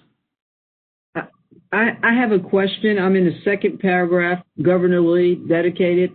Sorry, that's the third paragraph. The second to last sentence in the clause, the monthly cost of internet service can also be provided for students whose families are experiencing financial hardship due to COVID-19 or for other reasons. Do we want to just say forget about the financial hardship? We don't care why they're having these problems. Why don't we say whose families are disadvantaged or underserved? Because maybe they're located in a geographical restrictive area and the internet is just terrible. So either way, they're disadvantaged. Why they're disadvantaged, I don't think we want to focus on that, right? Or do we? I think that's a great add. So it's families are disadvantaged or underserved, period. Yeah. So, I mean, the question becomes, though, does that create a sense of victimhood there? That is a question, but I don't know if it's up to the group.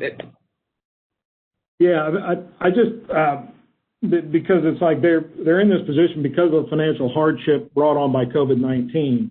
But maybe not necessarily. They might be in that position because of other things.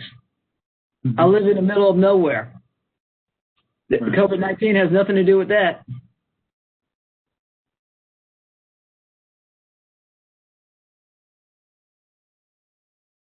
Either way, they're disadvantaged. Very good point. Did you want to keep your disadvantage in the next line as well? Let's see. Here I go. I took that out.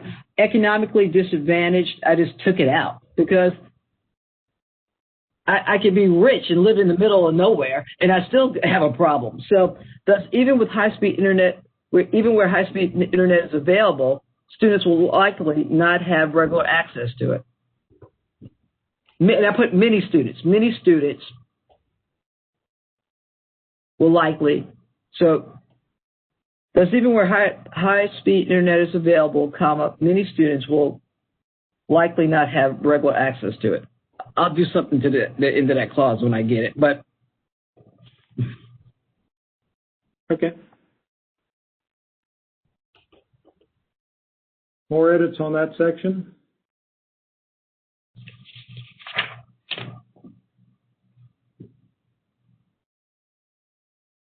Anything further before we go to elementary academics?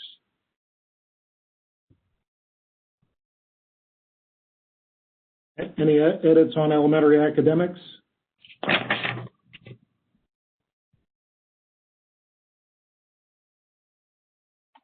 Okay, this is Joey Vaughn. So the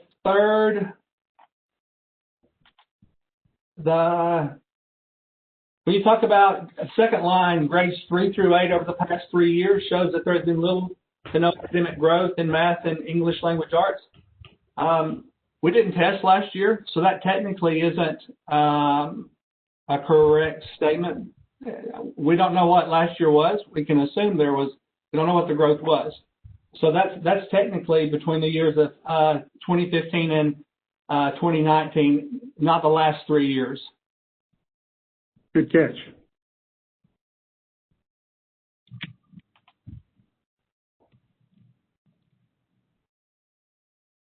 And also that first line, it would you have some ACT data, but to include the 2020, that's also 15 to 18 data, I'm assuming, because we would have ACT, but last year's grad rate would be different because of the pandemic. So it almost looks like you may want to look at that first line as well, as far as framing the when.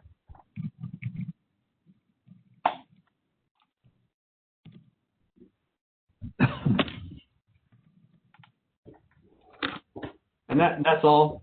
Joe, we have a question for you in regards to the graduation rates, because we do have graduation rates from last year. We also specified in here why we have graduation rates and what happened, what the General Assembly or the State Board of Education did to enable those graduations to happen. How do you not consider graduation from last year accurate? Well, and this probably because of the way school ended last year, I do think that you're still going to have graduation rates. But because of the way school ended, I have to wonder if that rate is actually reflective of prior years, because realistically, school stopped for a lot of kids in March, and graduation looked different. I'm not saying they didn't deserve their diploma. It just looked different. So it's okay to leave it. I just wanted to. It's just different. So if it looks, so then maybe it deserves its own call out somewhere beyond just the reasons which enabled them to graduate, because we enabled them to graduate. Like they literally walked across their line, or whatever, virtual line or real line, wherever they were, and they have since moved on to whatever is next in their life. So it strikes me that at least for graduation, it's important that we need to have a call out specifically provide maybe more information.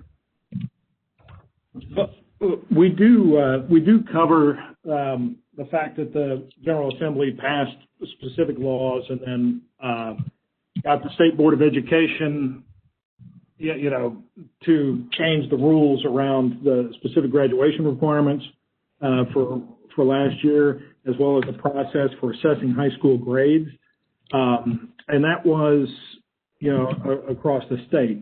And effectively, what it said for high schoolers was, yes, your grade can be based on the March 20th date, or that it can be improved from that point in time, but it can't go backwards.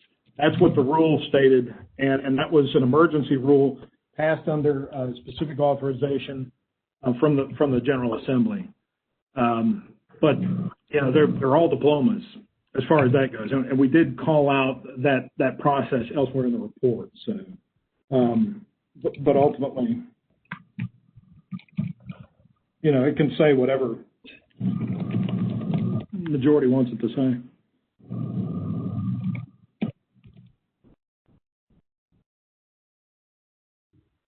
I think, this is David Coffey again, I think when we talk about elementary academics and then we break into graduation rates, we have almost lost our focus. We need, when we speak of elementary academics, to talk like SCORE did in their report, where they said, treat early literacy like the crisis it is. It's clear what we are doing to these children at the earliest grades, and this somehow does not get to it. When it talks about how they graduate, how many graduate, et cetera, okay, but we've killed them at the front end. We are not talking about K-3, and somewhere with elementary academics, we need to talk about elementary.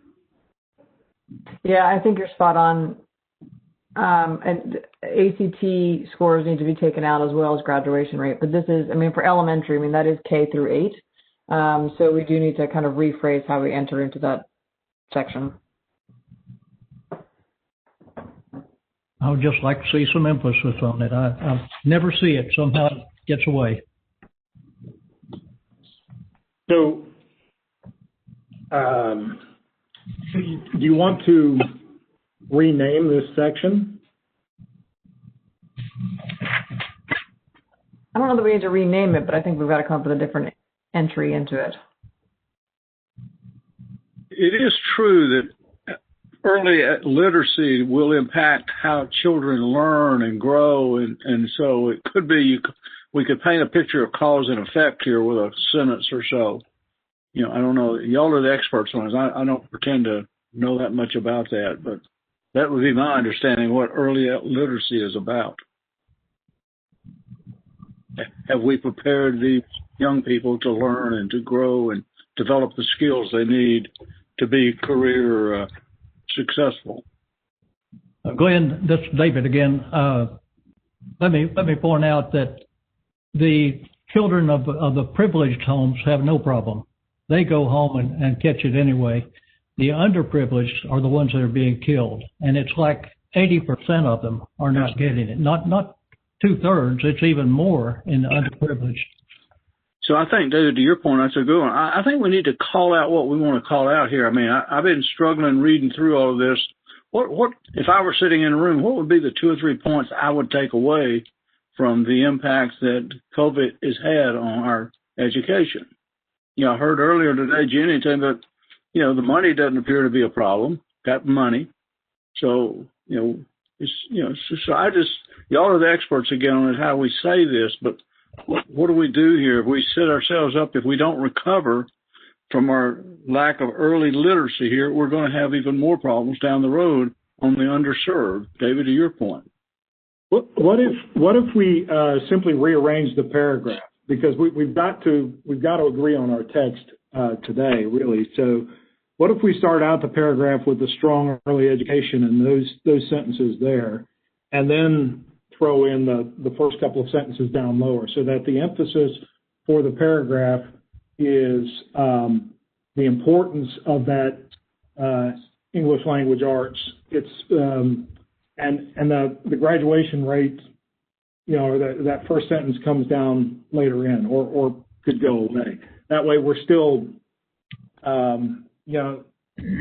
definitely see your point in terms of the structure of the paragraph there. Yeah, because isn't that in fact the case where we weren't necessarily happy where we were before COVID, and then that's exacerbated, especially for, as David points out, the underserved youngsters out there and how they're going to be successful or not.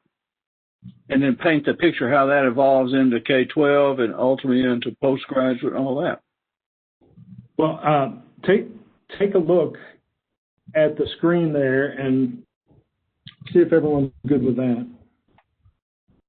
So this is Joey Vaughn, and I like that move. I wonder if the sentence immediately following the move that talks about ACT scores and graduation rates, if this is T and ready stuff. This is about grades 3 through 8.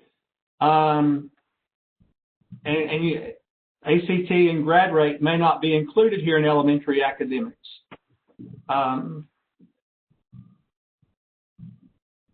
Very good point, Joey. Actually, K3 is a separate thing from 3 through 8. And that's kind of where, this is Joey again, that's where I wanted in the data portion, and I know that but it talked about the Department of Education doesn't have clear data. The department doesn't have clear data because we haven't had T and ready. But what school districts have is our formative assessments that are taking place every 2 weeks. So if we're looking at this K3 or K2, I can promise you every school district in Tennessee has assessment data on K2 literacy.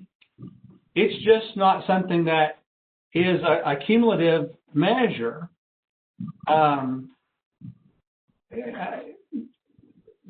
that's the department doesn't have information data on K2, but school districts do.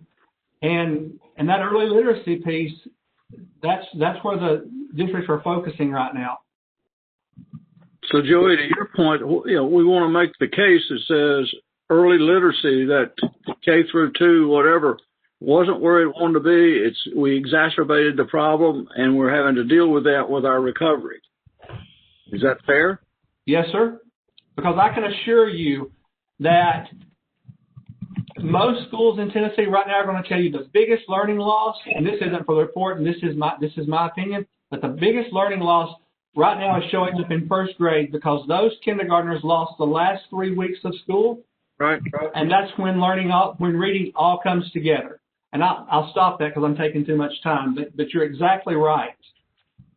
And again, this is not the right meeting to talk about this, but, talk about our vision, and it seems to me that early literacy is absolutely the framework we got to build on if we're going to get to career-based education and tie into, to the careers out there. So I'm very supportive, but I just would make the case as if, that's just what Joey just said. We weren't happy with where it was. It was especially for underserved, and it's gotten worse now. And this is David again. Let me bring up one other point. The reason I said perhaps we should not have this actual report submitted on January 1st in any state of completion is just this. And the reason is, right at this moment, the Department of Education is discussing things like having kids go to summer school. Who has heard that mentioned? The commissioner did not mention it this morning. I didn't press her on it because they're trying to treat that as a secret item. There are things that are going to be revealed before our report is published on January 1st. There will be other actions come along that can make this look a little bit foolish, frankly. Or like we didn't know what we were doing.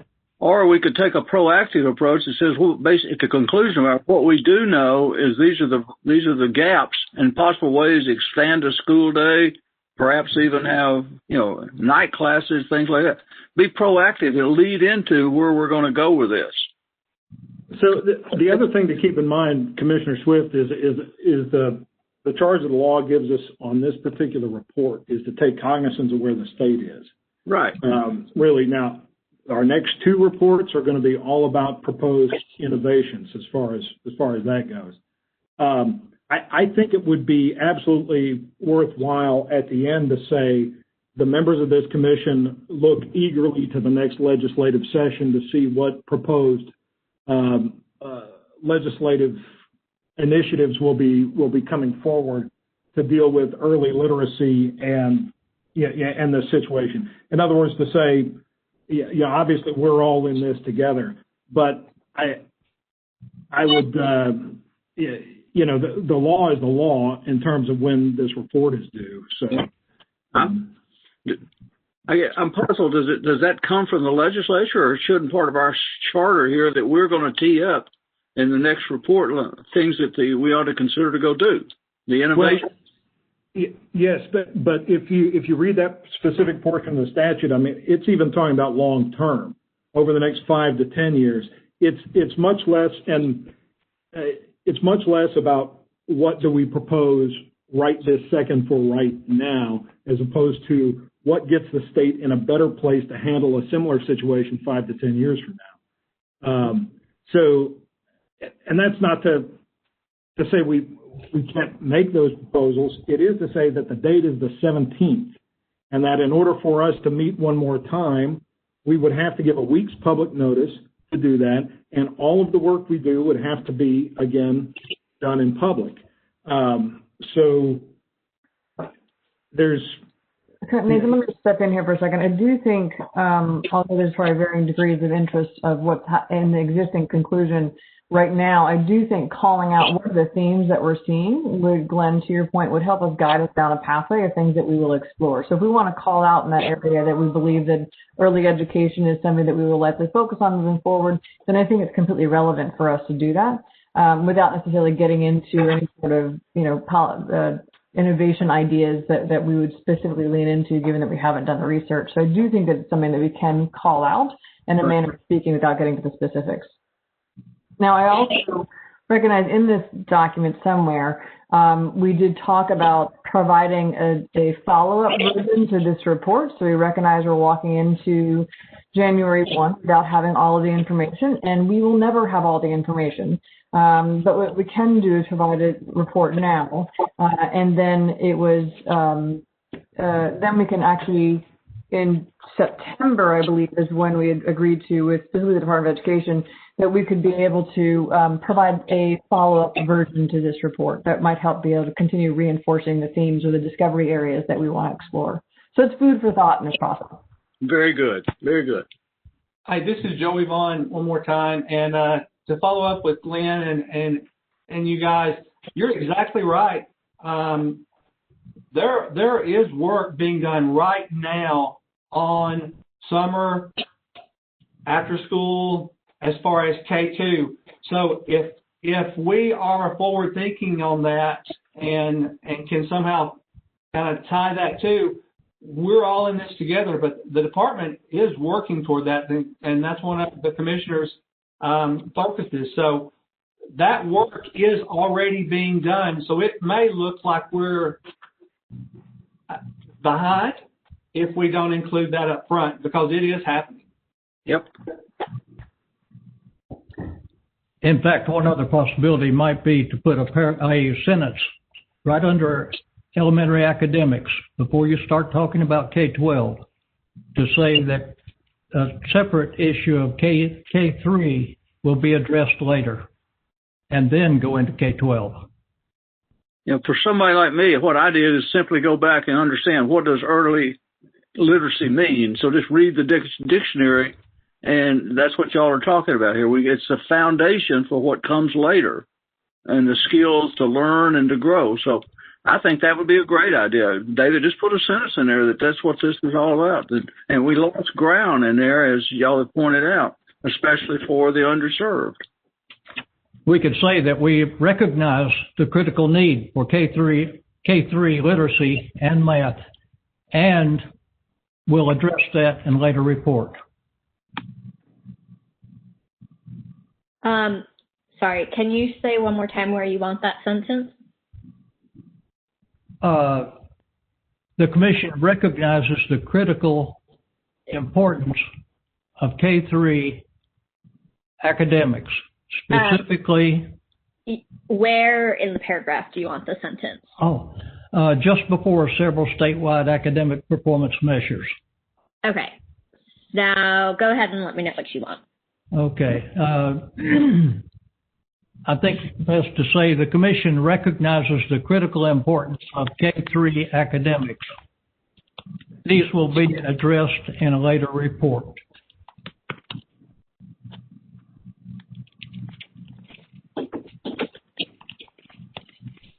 Actually, we recognize that it's the basis for everything we're trying to do here for our young people to be successful in their careers.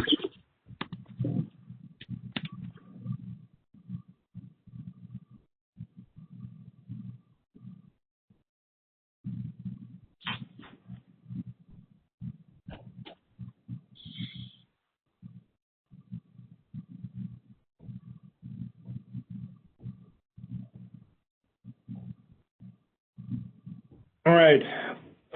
Let me mention that we've got, if we're going to stick to our timeline, we have 75 minutes yet, and we're not even halfway through the report. So. Hey, Nathan? Yes. I want to take you back to your original question before we went, in this direction. And Joey, pay attention, because you were there. I'm not so sure under elementary academics, talking about the next sentence that talked about ACT and stuff like that. Wouldn't that be better addressed under high school? Is it, or do we do stuff with? Is that the focus of elementary academics, the ACT? I think that sentence can be taken out. And it's probably important to go somewhere. I just don't know if that's the section. If you're going to divide it off but I'm not an elementary academic, so I don't know. That sentence right there that she just struck through, that is correct. I think it can go, as Chair said. And Marie, thank you.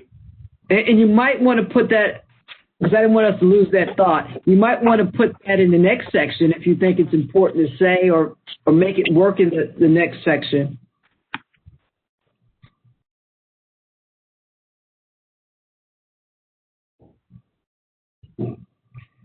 What I'm confused about in the next section, if we're there yet, I don't understand ready graduate. That second sentence, I just don't understand it.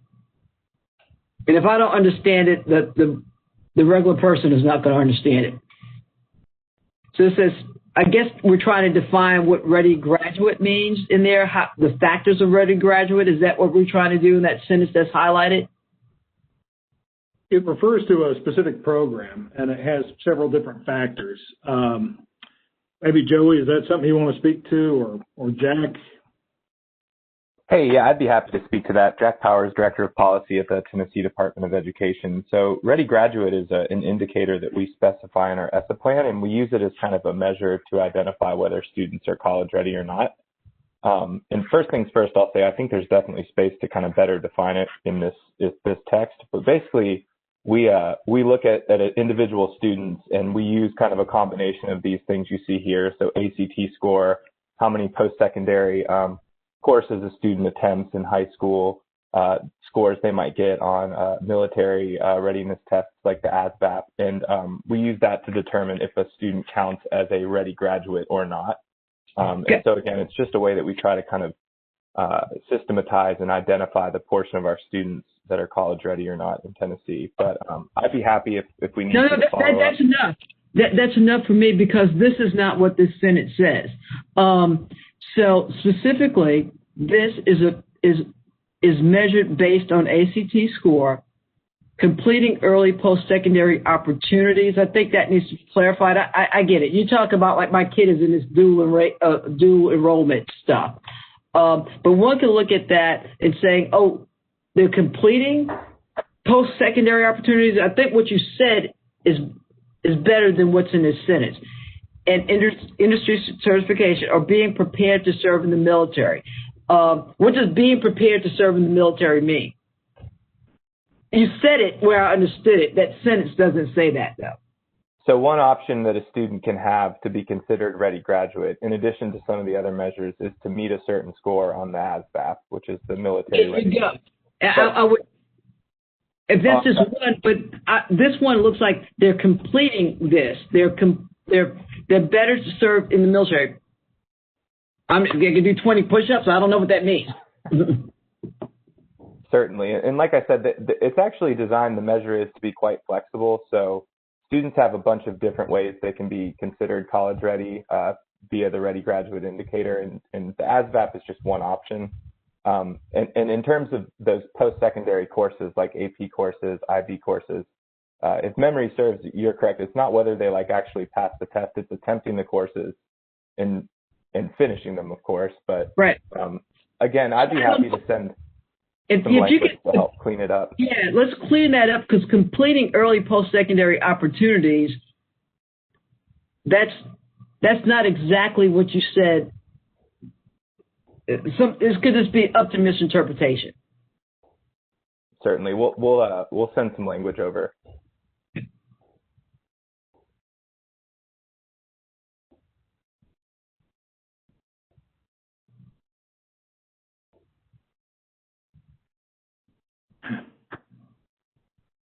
Yeah, so let's keep in mind what our time frames are, though. First of all, we've got to effectively, this thing has to be ready to go, by next Tuesday, right? I mean, we've got to be able to get this thing out. Everybody's going to be traveling in between Christmas and the first of the year, and so obviously at this point in time, in terms of what everybody's scheduled, they've got 60 minutes or so, 68 minutes. It can go on beyond that, but are there further edits on this section? Nathan, this is Schwinn. I don't have edits, but I do call back to what David's point was earlier. Who's going to read this, how they're going to read it. And I would suggest the major focus we want to spin up today is, what are the bookends? What do we want to say in front of this report, and what do we want to say in the back end of this report that people are going to pay attention to? So what are the major takeaways that we want people reading this report to have? So I would hope that we wouldn't run out of time to get that. I think fighting the time barrier is our mistake. When we accept that some significant report has to go in by the 1st, we really limit ourselves. And I'm willing to go all through the evening right now, but I assume that this commission is not going to do that. But I don't want to feel like we've had to go through and then we sign off on something, blessing some words that we have not gone through, and many edits that we will not be able to get through. I have on my screen right now some of the PowerPoints I haven't been able to go through because they were just sent this morning. And when I get these references, et cetera, I try to go to those references and look at them. It takes a lot of time. This is a detailed report, and if we want it to be anything of any significance, like Glenn says, that first part and last part is going to be it. The rest of it, almost we could say blah, blah, blah. We did it. Because a lot of it is patting ourselves on the back for all the programs that we've had and the work we've been doing and the stress we're under. Well, the families have stress too. Everybody does. And these legislators will have stress. When they get back over there, they're going to be there with the pandemic still running and squirming on this thing. They will not read much of this. And we've got to be focused on what we really need to get across. So, I mean, if that's the case, then y'all want to just move to the end.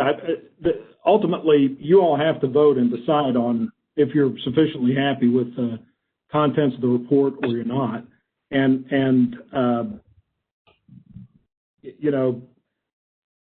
we can, the meeting won't end at the time it's allotted to in terms of electronically, shutting us out or anything like that. But Nathan, I have just a comment on this. I totally understand where Glenn and David are coming from. It makes complete and total sense, and I totally agree. I think the likelihood that someone's going to read just the executive summary and maybe skip through to the conclusion is exactly right. The executive summary and the conclusion should be tied to the content that's in between the bookends, right? Unless we actually agree to what's between the bookends, it's hard to define what the executive summary and the conclusion is going to be. Going in and just pulling out what we think are the right points, although we'll probably all land up in the same place, I don't know that that is going to be using the data that's available for us to make the best decisions. I think that we have all seen a lot of information coming through each other's emails about the state of education at all different levels, and being able to identify those areas I think is important, but we've got to identify what areas we want to focus on as a group. What's between these bookends is important because all between the bookends should drive what those three or four areas that we're going to focus on. So we can guess at them right now. My guess is we'll probably all get on the same page with it. But if we have that space in between, now we could say, because we have learned how amazing our Commissioner Chisholm Burns is at editing, that we could ask her to help go through the existing draft as is between the bookends. And we could focus our time and energy on the conclusion and what are the 3 or 4 key takeaways or things that we want to explore, because that's the important piece here, right? And we could easily do that, but just recognize that we've got to agree to what's in between too. I think, Madam Chairman, that's exactly right. It's like I said at the beginning. There's no way to make this short. If it wasn't for this pandemic, we'd all be in the same place at the same time, and we probably should have scheduled a whole day for it. When it comes time to do the big report that's due next year, I think we need to figure on a day or two kind of being in the same place so that everybody can look at this and do that. There's nothing about this process under the Open Meetings Act that's quick or easy, but it's where we are. And this is Yolanda, and I would like to add, I think a lot of work has gone into putting this together. I would like to continue to move forward, but I would also like everyone's voice to be heard in some way. And I think what we have now in the state that it is that is doable, as long as we just continue to move forward and add the information that we would like added at this time.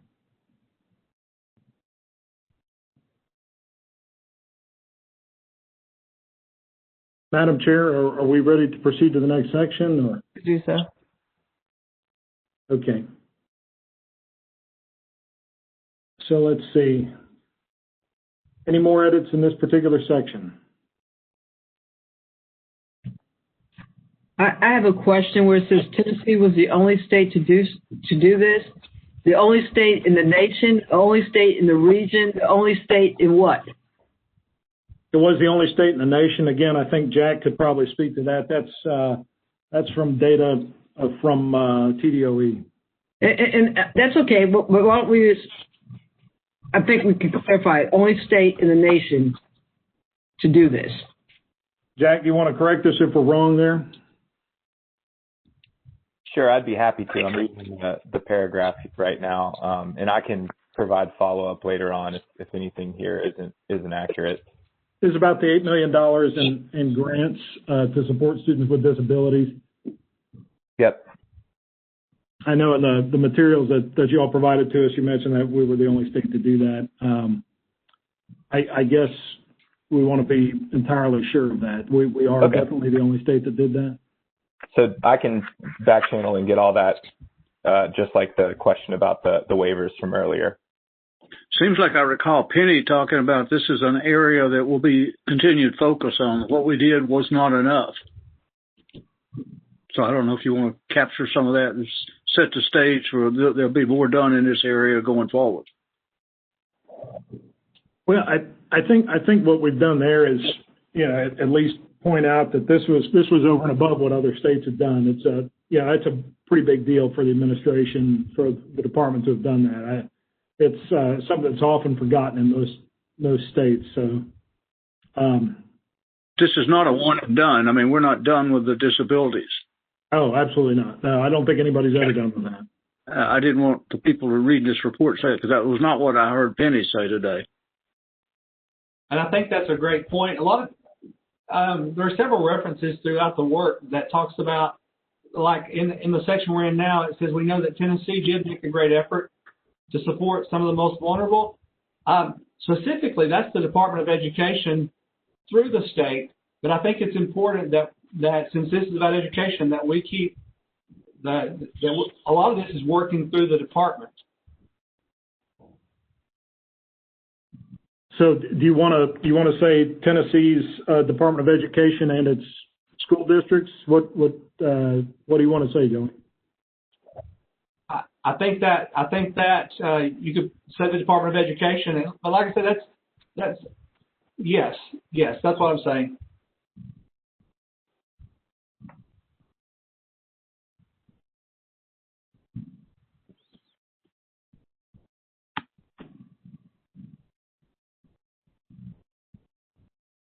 Okay.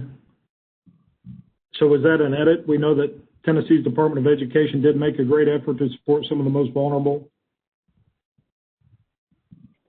Yes, sir. Or you could go in and say Tennessee and the Tennessee Department of Education, or just Tennessee Department of Education. But that's where the work came from. Okay. There we go. Good edit. Any further edits in this section?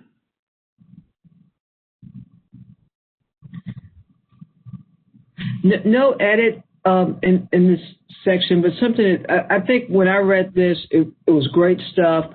But I don't think we put enough emphasis, especially since I just saw a slide set that actually addresses all of this. I think Yolanda sent it out, came from somewhere. Is that, do we have any sub-analysis looking at this pandemic learning loss that looked at minorities, rural populations, vulnerable populations? And which kind of gets to the conclusion that I was a little bit disappointed on, that we just didn't call it out. I don't think we talked about vulnerable populations and the hit that it made in our conclusion steps. But in particular, is there anything here with these two national research organizations that they quantified this and they looked at vulnerable populations? This is Catherine Johnson, Policy Coordinator with the State Board of Education. The Credo report does not divide it down by subpopulations. It is only divided by state. I am not quite as familiar with the McKinsey report, but I do not believe that report is divided by subpopulations either. Okay, well, that's the answer to it. We got to find something that does, because I think, again, I might be speaking out of turn. Somebody just brought me in a set of slides that does talk about subpopulations, and I think we're doing a disservice if we don't call it out. Yeah, Marie, I think that you're spot on with that. That was one of the gaps that I saw in this, is we don't really talk about the subgroups at any level, and I think the McKinsey report might do a little bit of it, but not to the level that I think we would hope.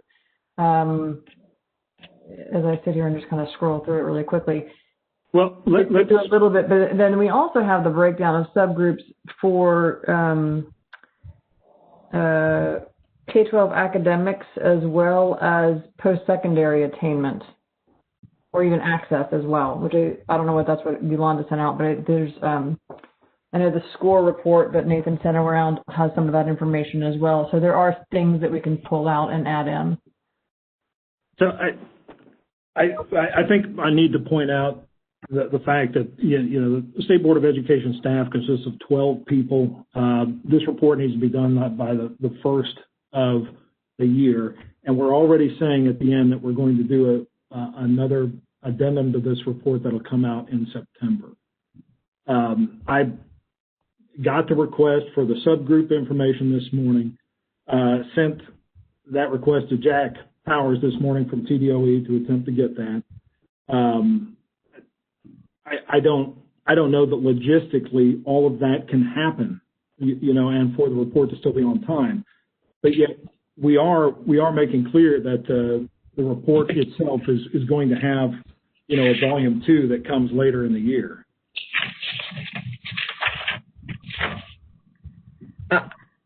Nathan, I'm just saying, man, we got to call that out. Okay. And Yolanda sent us some stuff. I guess there's some references down here. The data is there. We could use that. I mean, if we don't have any other data, but I think we need to make the point. We can definitely use it as a reference, and this is a document. I do feel this is Yolanda. Going forward, it will just get stronger. So this, I do agree.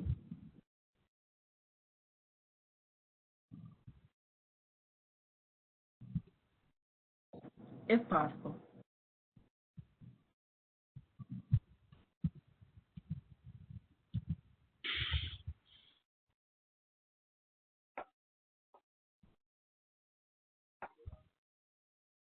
Okay. So specifically, you, I mean, just trying to think of how we could make this report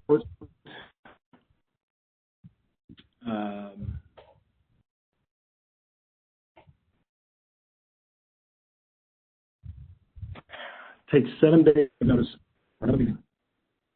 And let's see. Explain again the reservations that you have. Oh, I have no reservations about including it. What I'm concerned about is that I want to make certain that this work is each of y'all's as well, and that it's approved and gets to the legislature by the deadline. That's what I'm concerned with. Jack, the email I sent you this morning in terms of asking for the breakdown by subgroup, is that something you all could provide to us? Because we can definitely go through and, where there are, graduation rates and provide something in terms of that if it's readily available. Is that something that you can provide? Yeah, Jack Powers, Department of Education. I think that's definitely something we can provide. Nathan, I had an email response queued up, ready to go to you. We can work quickly. I think the main point of clarification I was going to ask for is just when you had said you wanted academic data, what exactly were we talking about there? Most of the academic data that the department collects, so whether that be student data in terms of past performance on TN Ready or ACT data, we can disaggregate into different student subgroups and other categories. It's just kind of a matter of hashing out clearly what those other categories are, and then we can work to provide that. So I'm happy to connect right after this and get a more clear understanding of what exact academic data we need to provide, and we'll work out a plan to get it to y'all. Okay, that Marie, that was based on your email request. So what specific data points are you requesting? Yeah, so I'm going to work my way backwards. It's something that the commissioner, when she did her report earlier today, is that I think that we all agree that there might be some targeted interventions that we have to do for people who are disadvantaged. Let's just get a few data points that state that these people are at risk based on data. I don't need to see everybody's, everybody in the world's data and all their problems, but just something that hits home. Yes, this has really, really took a vulnerable population, and then you put the COVID on top of them, and they're the miners canary. That's what I would like to see. And so when we get to that conclusion part or next steps, that we could call it out and say, there are some targeted populations that we need to have some special attention on. This is Joey Vaughn, and follow up with Marie. I think, Nathan, that if we looked at Tennessee data, if we look at third grade and the vulnerable population, our subgroups, And then maybe even if the scope isn't too large, if you look at third grade, because that's going to hit our K2, that's the group that's leading up to. And then if you maybe looked at the ACT numbers, that I think that those two places would give the data to support what we're saying, and that should be fairly easily obtained. I think the state could help with that, with those two data points. What do you think, Marie? Hey, Joey, is it like we're losing kids in medicine? I call it lost to follow up, where my patients don't come back to see me. What about, do we have something that, Jack, that says, what types of kids are lost to follow up in this COVID? I don't know where they're at. They're not in school. They're not on the Zoom room. What happened to the kids? We start out with X thousand. Now there's minus 2,500. What does that 2,500 look like? Sure. So that's a really good and really important question, and I'll say it's also one that we're ongoing and continuously trying to answer. You can look at just statewide enrollment data from last year and compare it to this year, and if you do simple subtraction, you can see that we have less students that are enrolled now. The question is, or that there's been a change year over year. The question is accurately figuring out where those students are going, and especially so considering that the school year hasn't ended yet. So, I can't really give specifics on exactly where those students have gone, but I can say that it's definitely a question we're trying to answer.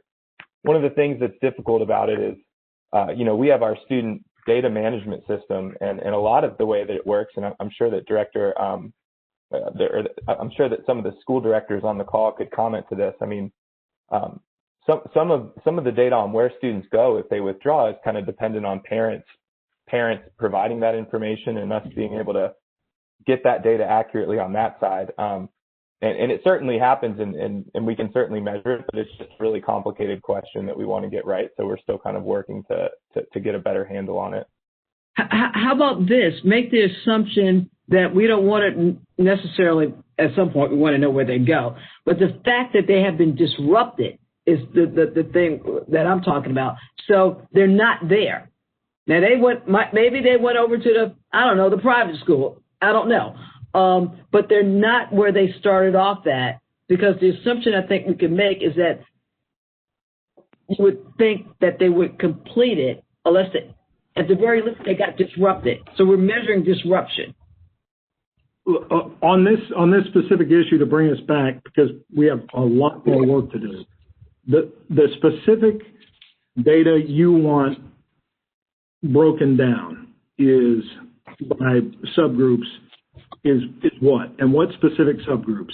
Because we need to make the data request now so that the folks at TDOE can function with that, we can get it and integrate it, and so we can meet this deadline. So what's the specific? I think things that Joey said about, I think he said third grade or whatever, second grade, whatever that is. And then we can look at ACT, but I'm looking for disruption. So Jack, go spend time to figure out where they ended up. The fact that they're not there anymore, and that should be. I hope that's easier to obtain, because that's a function of like you said, subtraction by the subgroup. Sure, and it's important to keep in mind, when you look at just subtracting enrollment this year and last year, that and to your point, that disruption. I understand what you're saying about how a student started in a public school and then they went somewhere else, which is a disruption. But it's just important to note that it's possible that those students, and very likely, in fact, that a lot of them have been taken and put into homeschool or have been transferred to a private school. But like I said, we're kind of still working to get a really great handle and calculate those exact numbers. So, Jack, correct me if I'm wrong, as I understand it, we've noted in this document there's about 35,000 students that are, we don't know really fully where they are, but of those, 11,000 have moved on to homeschool. So we're missing, a good portion of them. We're not too sure where they go. But we won't have specific numbers until the end of the school year. That's what I understand it said from Charlie. That's absolutely right. So we start on October 1 collecting enrollment data from our school districts and kind of collating it. And then we continue to to kind of take the temperature or check the pulse of our enrollment data kind of continuously throughout the school year. And that's part of the reason why it kind of just takes time to answer this big question everyone has about where some of these students are, whether they have just enrolled into a private school or started doing homeschool. But that is one of the reasons it's kind of a difficult question to answer right now, is because that data is still messy and we're still trying to kind of get a complete picture for this school year. It strikes me that, Murray, we might be able to get information about subgroups, whether that's Black, Hispanic, low income, English language learners, for K-12 specifically, historically over the past few years, with the maybe looking at third grade literacy, eighth grade math, ACT, not including last spring, obviously. And then on top of that, we'll probably be able to get subgroup data. Actually, I'm probably pretty positive on enrollment into post-secondary, which would help paint a picture as well. I think that for those students that are missing right now, we won't have that information until later in the school year. So I think we'd have to include that in our September report. Terry, this is Glenn. Great conversation, but I would hope that we wouldn't let what's called perfect be the enemy of good here. And we know a lot of information. We have direction. We're dealing with that. To David's point, we don't have all the information we'd like, but here's the direction. We're seeing things, and that's what we're responding to now. More to follow. And that would be my suggestion. I think you're spot on. This is David Coffey. When I look over at the score report, page 49, I see a very good description, actually 48, 49. But from the Department of Education, 2019 data, wide gaps apparent in third grade English language arts. And this, although it does not get to the ones who have dropped to the side, like you say, Glenn, that's a smaller group. But the whole body, when you look at English learners, more than 90% of them are not getting their language skills. Black students, almost 80% are not getting it. So this graphic is so good that we could well have taken some from that. I understand, Nathan, your time pressure. You're feeling the heat, and I do too. I feel like it's almost like a court opinion. There comes a time you have to say yes or no. And if we say no, we don't get to file a minority report, but we almost need to. What I would say is, David, what you said right there, I think, answers the question. We could include the 2019 data, third grade ELA by subgroup. And then we can just say, further subgroup data we can provide at a later point in time. Is that acceptable? I think it's the best we can do right now. Very good. I mean, SCORE points out a lot of good things that I'm sure people are researching. We ought to be wired into that. And like why are only one of 6 not ready students will graduate on time? I'm sure a lot of our task is just to kind of get a snapshot of that and go forward. Well, and the other thing I would say to the commissioners is we're not designed, and there's no thought that we're going to replace an extremely well-funded education think tank. Right. This is in some ways the smallest portion of the work. It's the next 2 reports that are moving in that direction. I'm sorry, Todd's saying something else, but the point is that there's no expectation that what we're going to do is blow SCORE out of the water. We're on the same side and on the same team. And as a matter of fact, what we could do is recommend, legislators, please take note of this and point them to that work where, their battery of doctoral researchers and things like that have done that. There's not a thing in the world wrong with that. And I think, Len, what you were saying about not allowing the perfect to be the enemy of the good is an important thing there, because there's only so much we can do in the time frame that we have, and we haven't even hit the higher ed section. It's important, I think, to looking at a holistic view of the implications from COVID. Right. Critical thinking is what we should be trying to do if we look across all of that. I would remind everybody also we're at 23 pages on a report that we were trying to keep to 10. I mean, we've already very much gotten into a great deal more detail than it was hoped we could, and that's very much for the idea that former Representative Coffey was making, that that first section, the last section, will be the best read. But if you think for a moment that we all won't be certainly looked at for what's in between those, then that would be a mistake as well. So I think that's a good reminder. Let's move forward.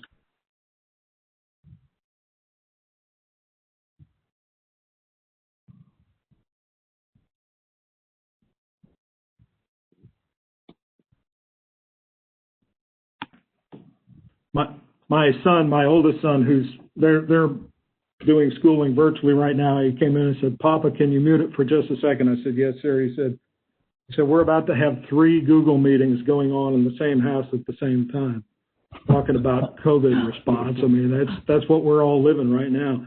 Casey Griffin, who's participating, he's on a mobile hotspot because his kids are doing the same thing. So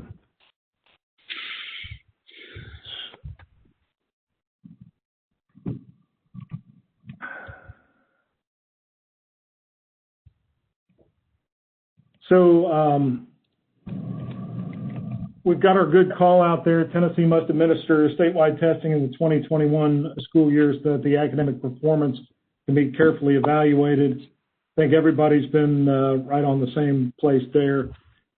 Further edits, or are we on to K-12 enrollment?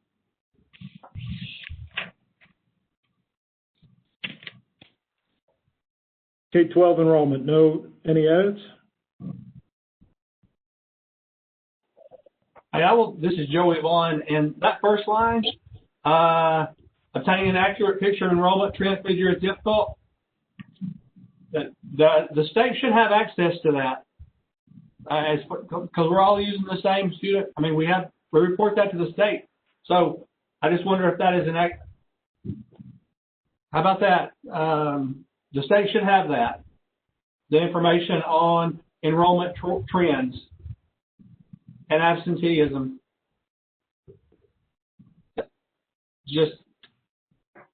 Yeah, Todd Dixon says, I wondered that as well. Jack, what do you recommend?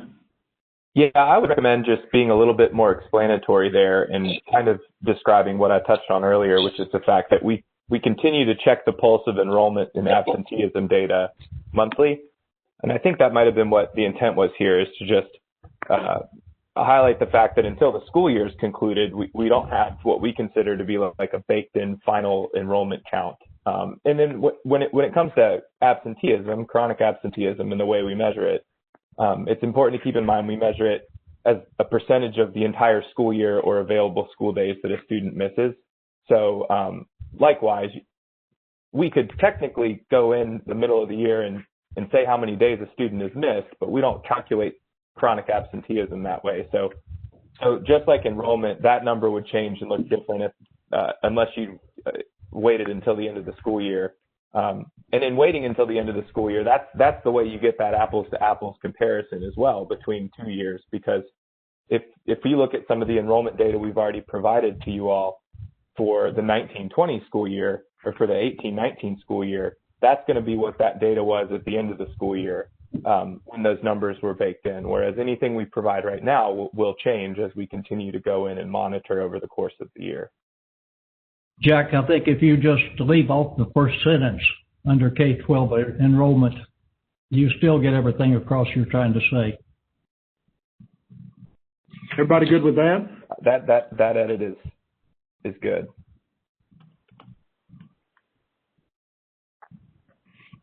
Can you go back to page 12?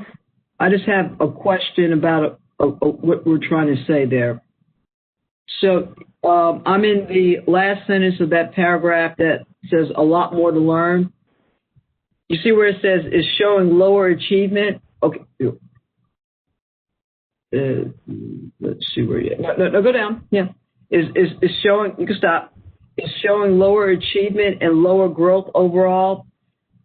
Since let's get rid of that. I think it says the same. That's second lower. Because I think what you're saying, lower achievement, and lower growth overall. So combine it. Within your editorial authority. Well, as long as that's what you're saying. I just want to make sure I don't mess. Okay. All right. All right. So back to, let's see. Page 13, I think. Yeah. Any further anybody would like to edit on that section, or are we good to go to K-12 staffing? So I guess this is the conversation we had about K-12 enrollment that Jack was talking about, that 35,000 students have re-enrolled. It's unclear whether they will re-enroll. There's something to add there that you have readily. I wouldn't want you to recreate the wheel if there's an emphasis point, but it might be what Glenn talked about earlier.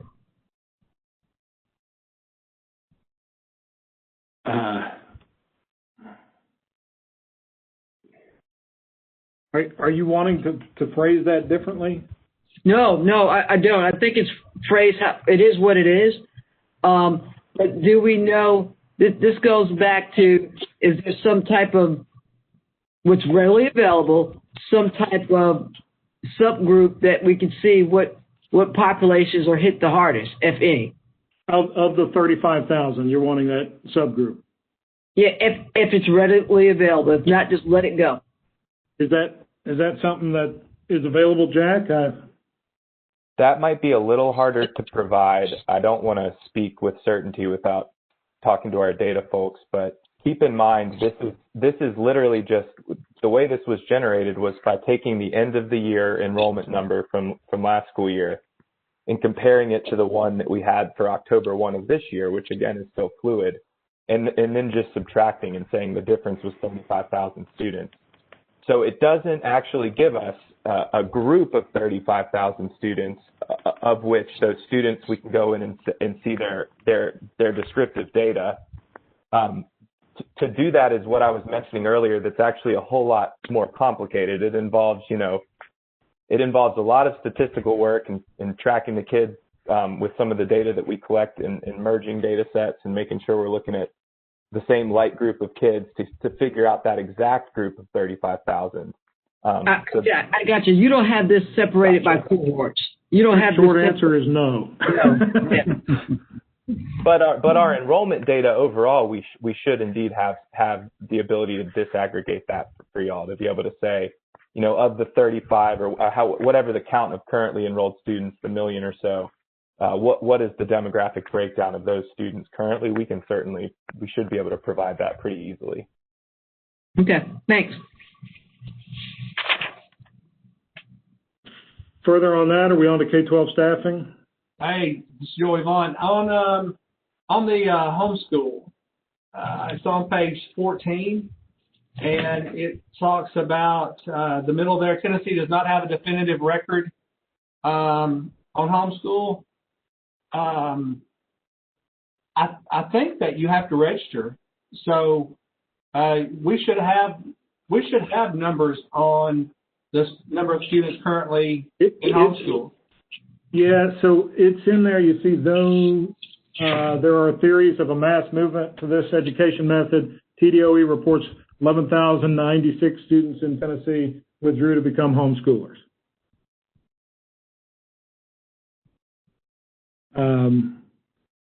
Just to add some more context, that's twice as much as the previous 5 years.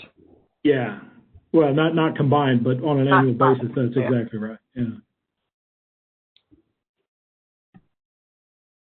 So, should we remove a sentence somewhere? Where's the sentence you were talking about? I'm sorry. It is the last sentence. It's part of the last sentence on this section we're looking at, where it says, though there are theories. Okay, it's there now. It's not on the original. I'm sorry. I'm looking. Okay. I'm still looking at the original. I'm sorry. No problem. No problem. All right. So we're down to K-12 staffing.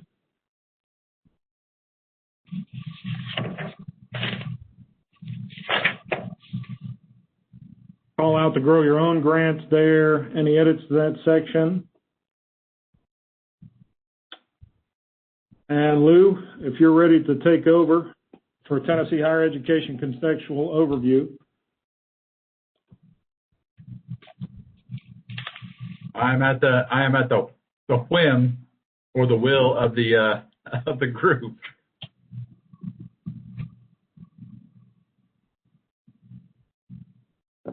How would we like to move forward?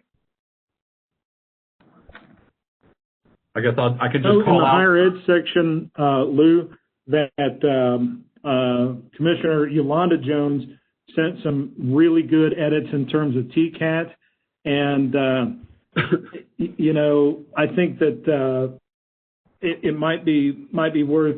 She sent, and Yolanda, tell me if I'm wrong, but everything you sent was highlighted in green. Yes, everything that I sent was highlighted in green, and it just built on what was already there. I did not do anything other than on that first page at 16 at the very bottom, that sentence that says universities, I think it should say and the Tennessee Board of Regents instead of Bureau of Regents. That was my only correction on that page. Yeah, I had the same.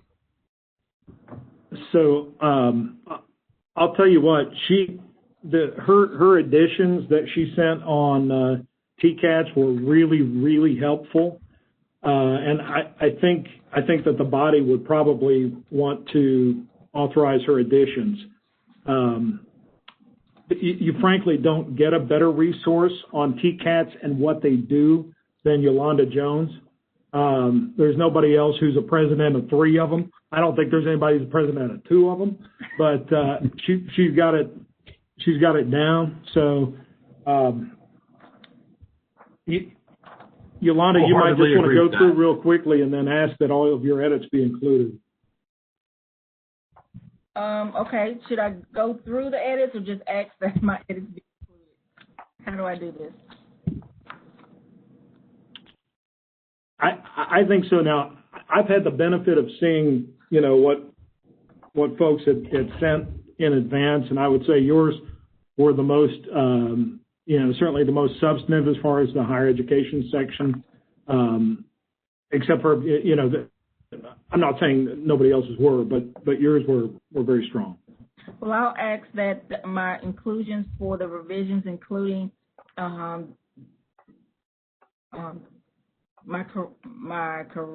they're not really additions for TCAT information, be included in the document.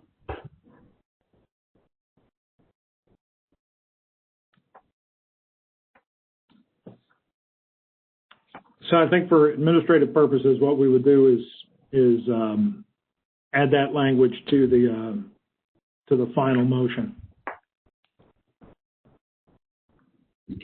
You're saying add the PowerPoint or some language? Yolanda, you might want to just kind of read the sections that you're suggesting, just so the rest of the commission is aware of your suggestions, because I've seen them and they are quite strong. Yes, I will do that. If everyone will go to page 18.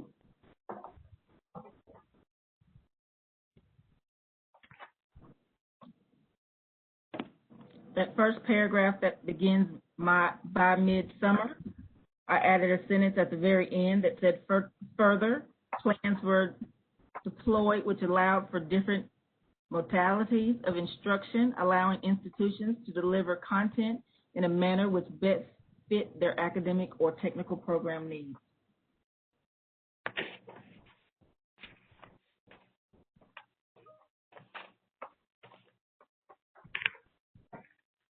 Also added that next paragraph that began for the remainder of the summer, I included in colleges of applied technology there, which lists university, community colleges, and colleges of applied technology.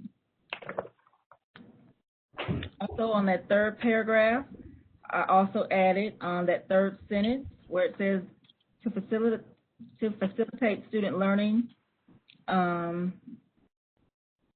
Let's see, where did I add it? And well, where it says learning environment, most university, community colleges, and colleges of applied technology establish laptop loan programs, as well as other appropriate methods of equipment and content delivery. Yolanda, this is Glenn. In here, I was years ago, the focus you do on career-based education. Do you call that? I think that's amazing. And if we can get the early literacy going, where young people learn, and then we can move to career-based education, I think we're a long way down our vision here. So perhaps you call out career-based education in there. Okay. Now, for our language and what we're trying to move to is technical education, which is more in a broad sense than just career education.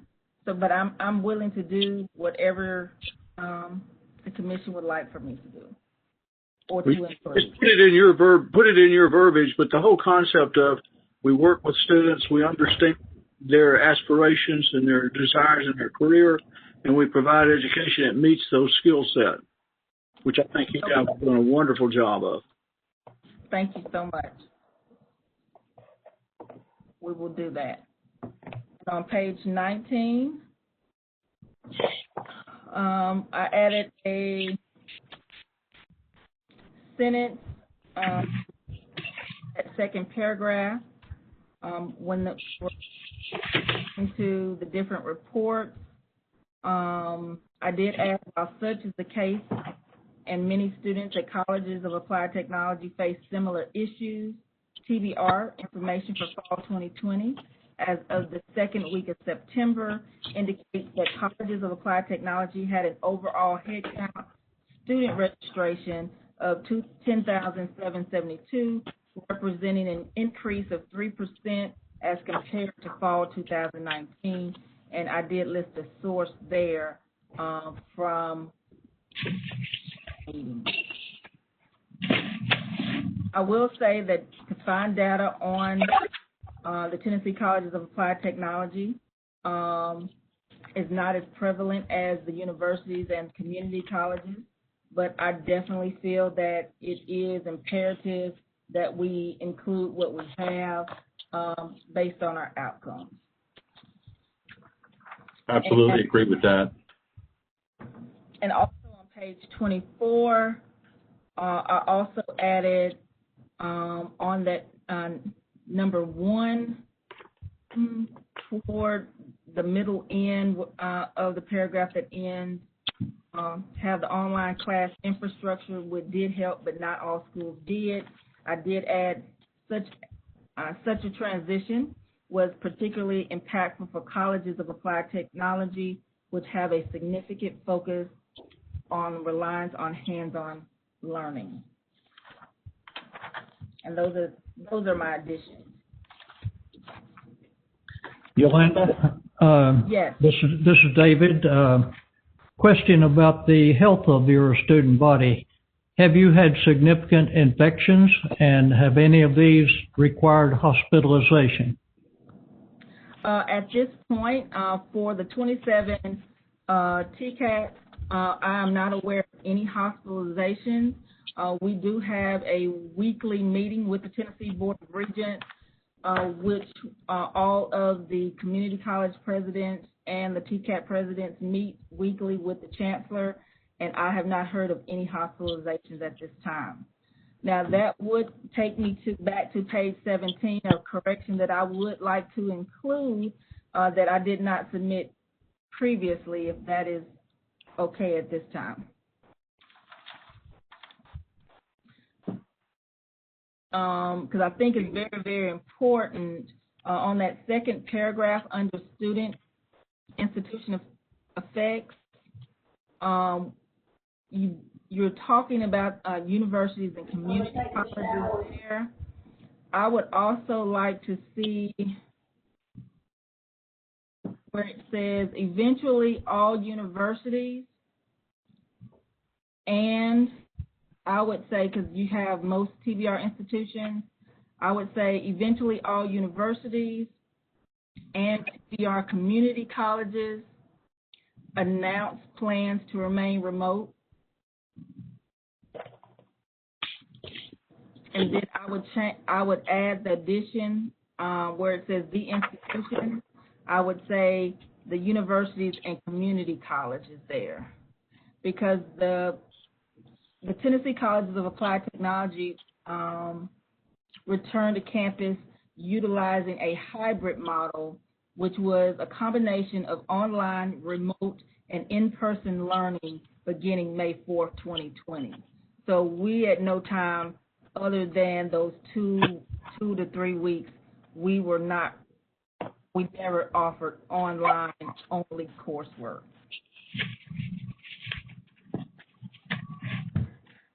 And that's all I have.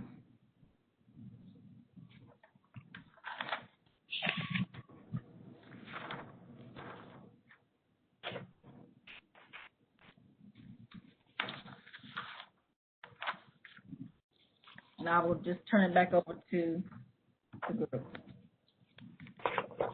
All right. Lou, if any other member wish to offer any other changes as far as the higher education section?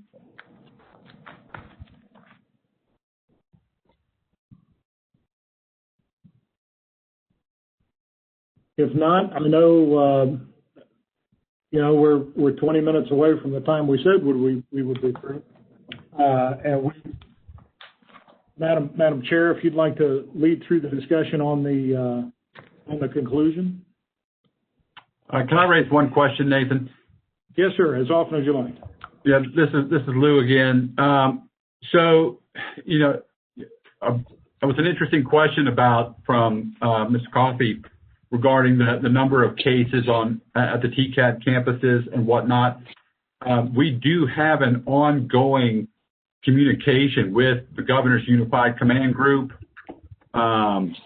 For higher education, one of the data points that is talked about by that group on a regular basis, in fact, I think the numbers are updated each week, are in fact the real impact in case numbers of COVID since the shift in modalities. So since we've reopened the campuses in the fall, we do get updated numbers on the COVID presence.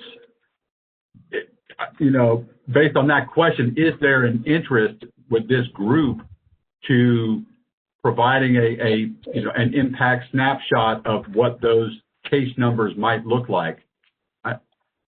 I know we did not do something similar for the K-12 portion, but I just wanted to toss that availability out there.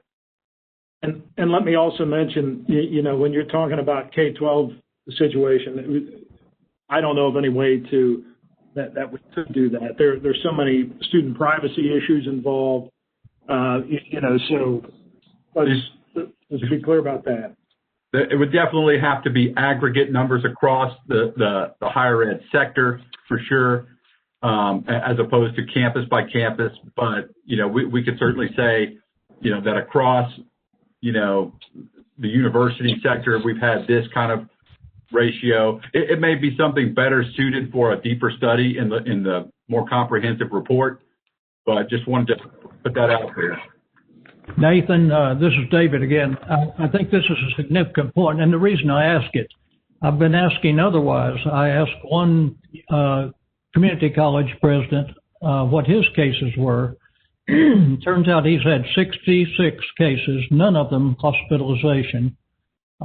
They've all been controlled. Presently, I think there are only 2 cases that are active, and they are taking care of that. Another university with a small campus of, I think, 3,000 or so, they had 5 cases. None of them required hospitalization. The reason for asking about this and being a little concerned about it is the question, should teachers be in front of the students right now? I'm of the opinion that they should. That's their job, and that's where we're missing it so much. We do need this distance learning. Obviously, we need the hybrids, and we have people who are at risk and need to be away.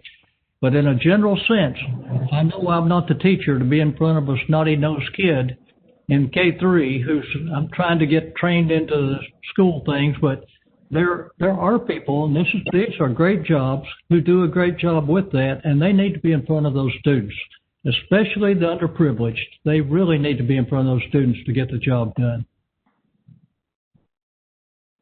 But I would add that our technical colleges are a true example of we never, other than the 3 weeks when the pandemic first hit, that was the only time that we did not return to our campus in a hybrid model.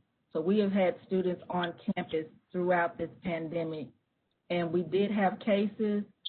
We are very fortunate that none of them required hospitalization. But I also would ask that, you also look at our high-risk faculty and staff. There are true concerns, and we did have policies put in place, putting classes online when needed.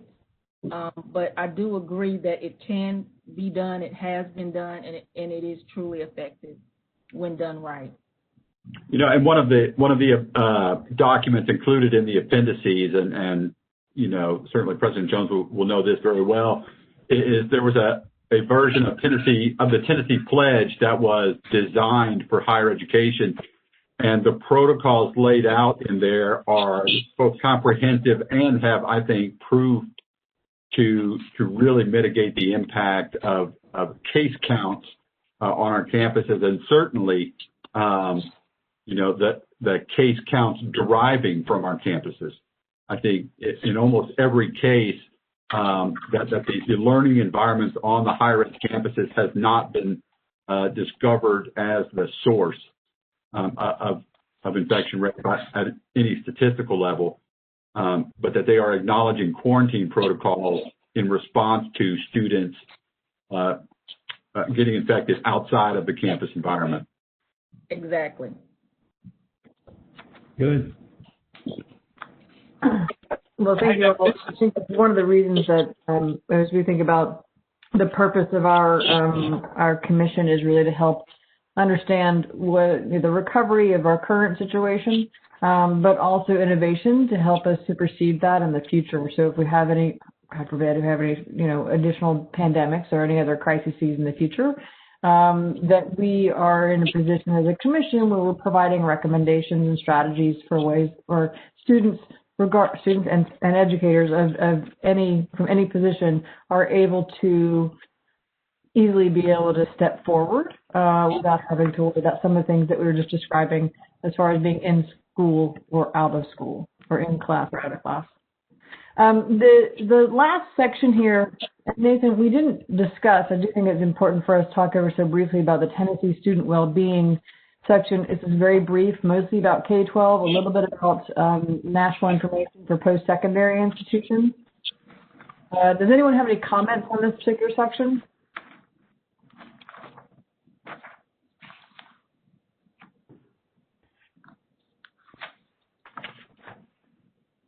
Okay, I'll move on to conclusions and next steps.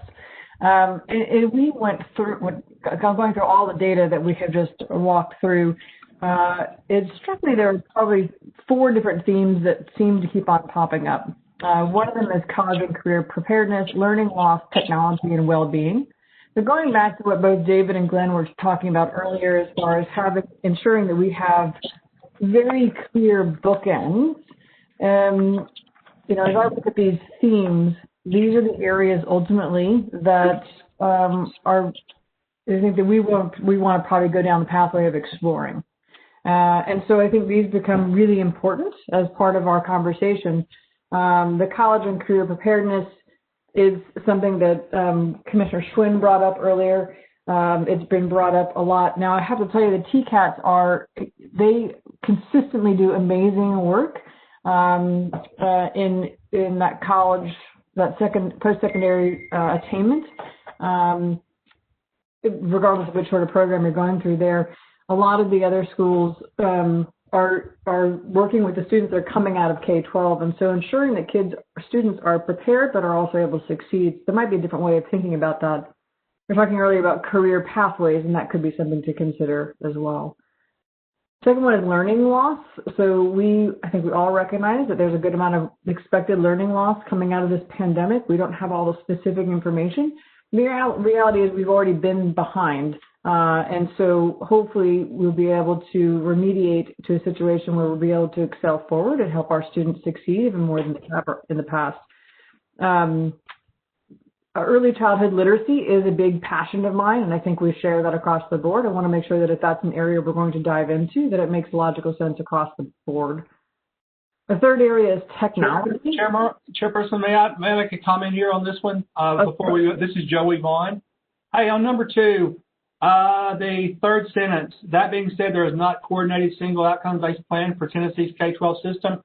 That's actually there is a strategic plan that the department has, but there's also, we talked earlier that there's fixing to be a plan laid out for learning loss recovery.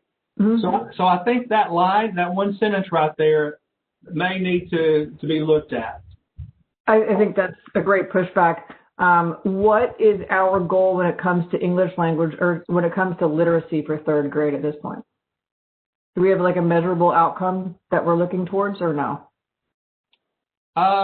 Well, yes, for all third graders to be. So 100% proficient? I can't call the number off of, in an ideal world, yes, but I don't know what the exact number is off the top of my head. But I just know that there is a plan. There is a plan. There is not a public plan.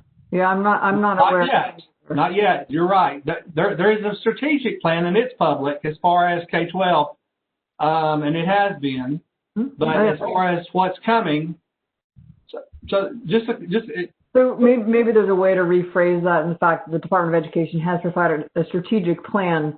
But from an outside perspective, Joey, it's unclear what are those goals. So in the past, for example, we could have said 75% of our students in third grade will be reading on grade level by 2025, or blank percent of our students will have a 21 on the ACT by 2025.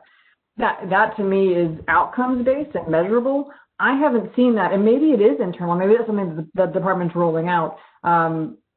But I would love to put that in here if we can. Yeah, I understand. I wasn't reading it the way that you just explained it, so I understand that now. I do think it's important to ensure that people know there is some level of strategic plan the department has put out, because that's been, Commissioner Schwinn and team have been very clear on what that is. So I think we can rephrase that some. And maybe, that being said, Department of Education, I don't know if we want to. Madam Chair, I would say let's make sure we seriously get this language correct, whatever it is we're going to say, because it's much as David mentioned earlier, the first part and this part will be the big takeaway. As a matter of fact, this part right here will probably be the majority of the executive summary. Let's just go back and focus on the 4 big pillars or themes, and then we can go back and wordsmith if you don't mind, because that might end up changing. I was going to say this can also be changed after the fact. I just threw that in there as a placeholder. The third one is technology. So regardless of the age of the student or educator for that matter, that has consistently come up throughout this pandemic, and even the conversations we've had with the Department of Education as well as the THEC. And even Yolanda just mentioned that in how much the devices were provided or loaned to students. The fourth area is well-being. To pull a phrase from the Department of Education, there's a lot of challenges when it comes to students' social and emotional health, certainly in the K-12 environment, but also in post-secondary, that I think deserves to be explored as well. But it's not something that education typically has leaned into, at least from a general perspective. And so it's something that has become definitely top of mind and top of conversation in media headlines, certainly over the past 5 or so years. So there could be other areas. I think this is where it's really important for us to have this conversation, is having read what we've just read or other perspectives, what are the core areas that we want to focus on? The additional area that I think Marie brought up earlier is the vulnerable students. I think that across each of these, there is an element of vulnerability. I don't know that it necessarily deserves to have its own individual call out, or maybe it does. And so I think I'd love to open it up to conversation on where we think we want to lean into with the core focus areas for discovery in the future. This is Todd. Can you hear me? Yes. Oh, yeah, my mic's working. So I had to log on and off, but maybe that's for the best for the meeting, but I just typed. But I do really feel like we should have the exacerbated inequities. I do think it goes across all four, but I would hope that legislators walk away with a very clear understanding that there was an inequity gap. There's an equity gap prior to COVID, but it's worse now. And I don't know if we put that under each one, because it's actually under well-being, technology, learning loss, and college prep, or if we just make it its own title, and then make sure that that's a headline. That would be my 2 cents. Madam Chair, this is Marie, and thank you, Todd. I agree with that, and I've been struggling for the last 10 minutes to think, should it go up under each, should it be a cross-cutting, go up under each, or should it be its own? And I make a plea that it should be its own, because it could get buried under each goal. And it's important enough to put it in there, and then we have to have the data to support it, which we already had that conversation. I think by not putting it in there, that would be a big mistake. This is Todd again. I would suggest it being first then, and then noting that it shows up in the following four as well, or something like that, so we could say, number one, exacerbated inequities, and then note the data from above that we added around, like for subgroup gaps or whatever, however we decide to do that, and then just say, and it shows up in college and career preparedness, learning loss, technology, and well-being, as well as other places. Tara, this is Glenn. With our scope being extended now from the classroom, so to speak, to jobs, to career, I would hope we put something there, set the stage that we need to, and there's a willing group of citizens here in Tennessee that want to be a part of our educational experience, our applied learning. So I would hope somewhere you can weave that in there to reach out and connect with industry and outside of our walls.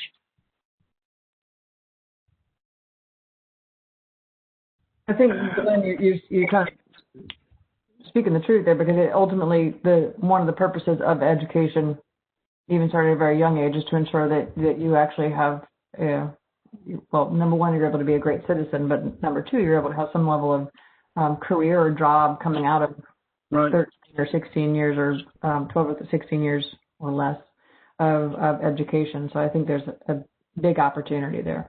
So there might be a lot of eagerness from employers as well. Focus on applied learning, which is very challenging to do in the classroom. And so can we get outside industry, work with us and other partners out? So somewhere maybe we could weave that in, set the stage. My sense is we're going to need to put more of that in the iterations and the years ahead.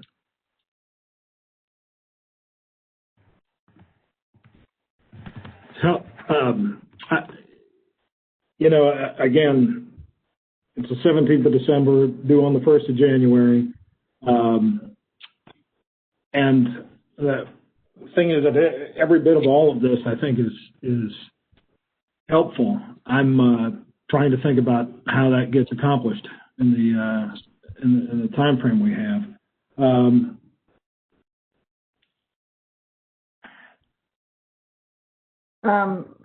I'm not sure what you're referencing, Nathan. I'm sorry, I missed that.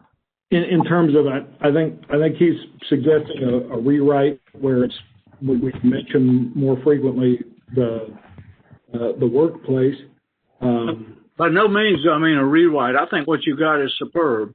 I'm just saying, as we've done already through this, here and there, add a verbiage in there and there that talks about connecting with industry, connecting with outside partners is all. That's all I'm suggesting. And we do that. That's done today in large scale. Question. Oh, it is, yeah. Yeah. So I'm not asking for a rewrite. I'm very fine with what you've done. Okay. Really like that idea because I think it's very, very important, especially during the pandemic. It's been very, very important for that support. Someday, and I held off bringing it up, but somewhere along the way, we eventually are going to have to get to a vision of what are we about, and the whole concept of every Tennessee student being academically or educationally prepared for the career of their aspiration. That's going to have to surface and be more widely discussed in the years ahead. Why are we existing? What is success? David, what are your thoughts? Oh, very negative, of course. That's the way I work. Let me throw up a few, though. These 4 items are a little bit blah, blah, blah to me, frankly.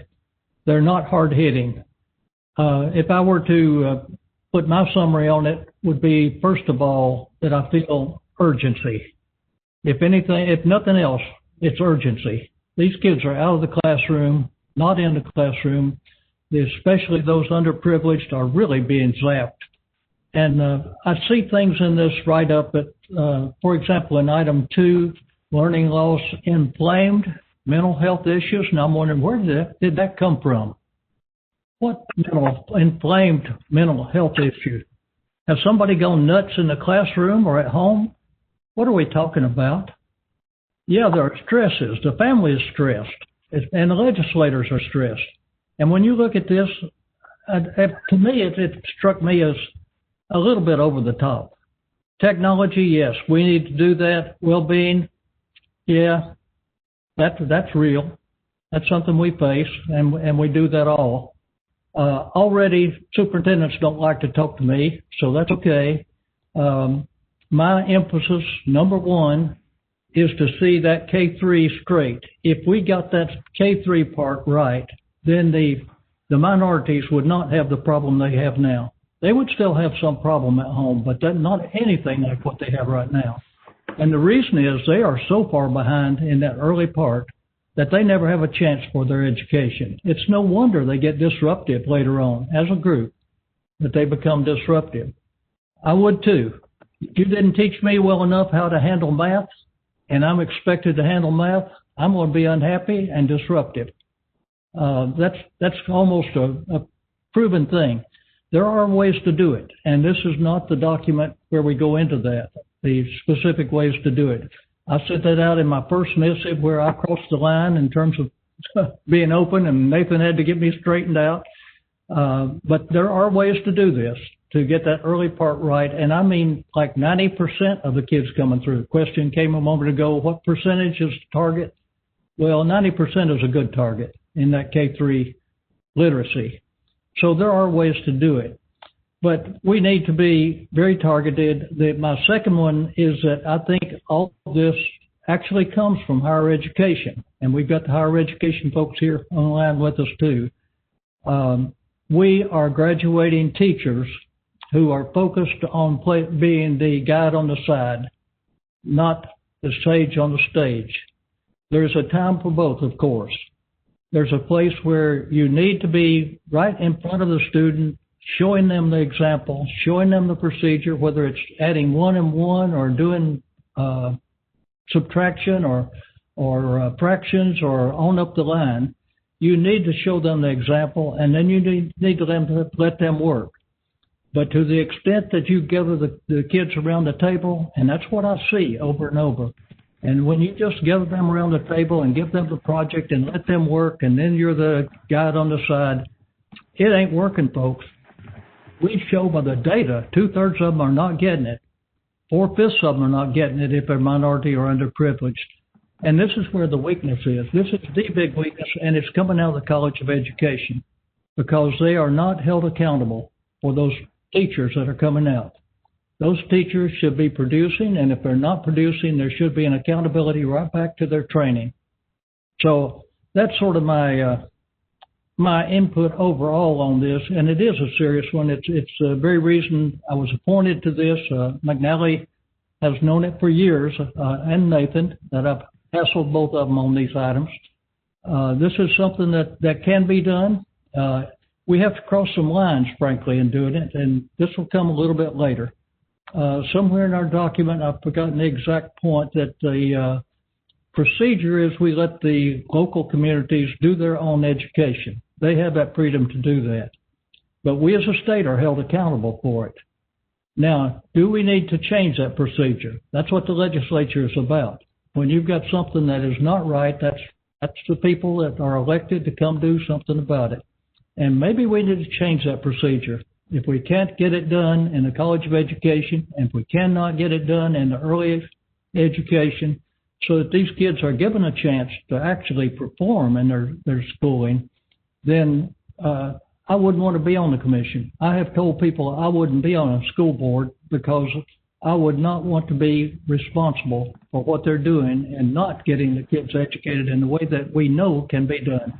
Because it's proven. The National Reading Panel proved it. The International Association of I think, librarians have recently approved it. The National Research Council studied it, all came to the same conclusion that there are ways to get it done, and we're not doing it. Anyway, that's where I am, Tara. I appreciate the question, and I do worry about it. You brought up a couple of things, but you also kind of reaffirmed the fact that we probably need to focus on those vulnerable populations as well, as you were speaking through that. And so that sense of urgency, I also share with you. So I relate with that for sure. Frank, I'd love to hear your perspective on these 4 or 5 areas if we include vulnerable students.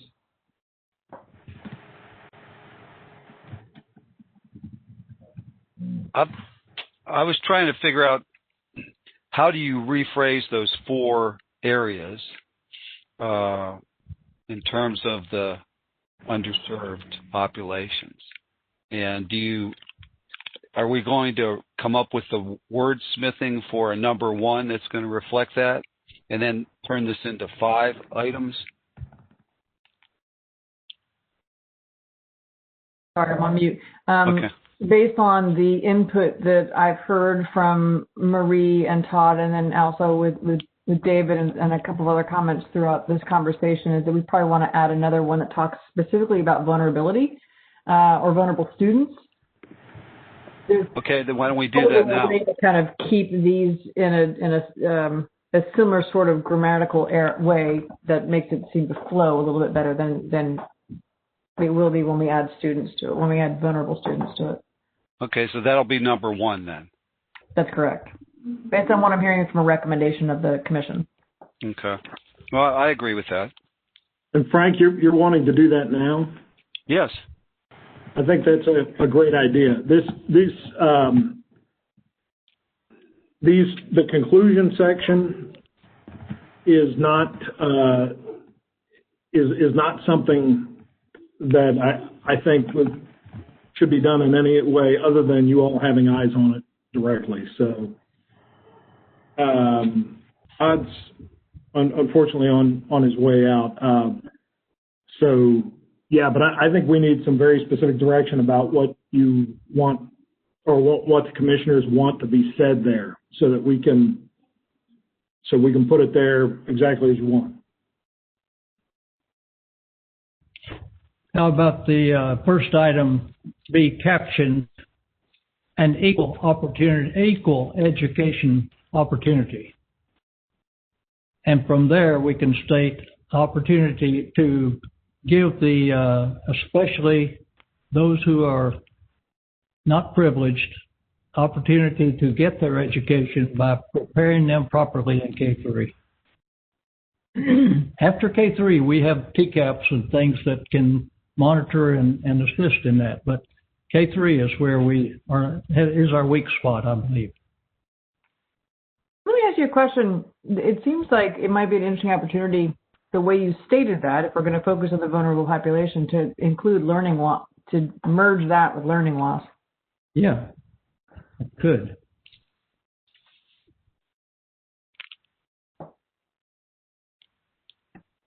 Can we also use this section to include secondary as well, or will it just be for K-3?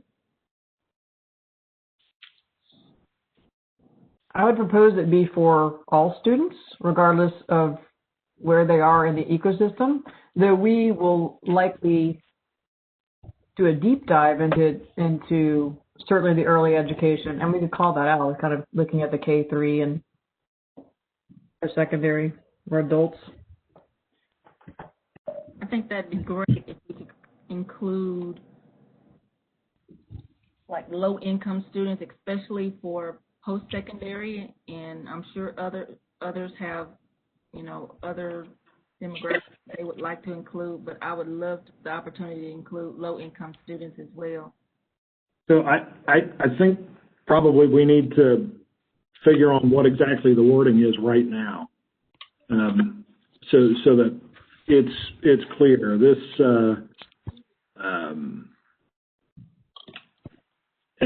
as far as when we speak in concepts, we're unfortunately kind of beyond the point of concepts in terms of this report.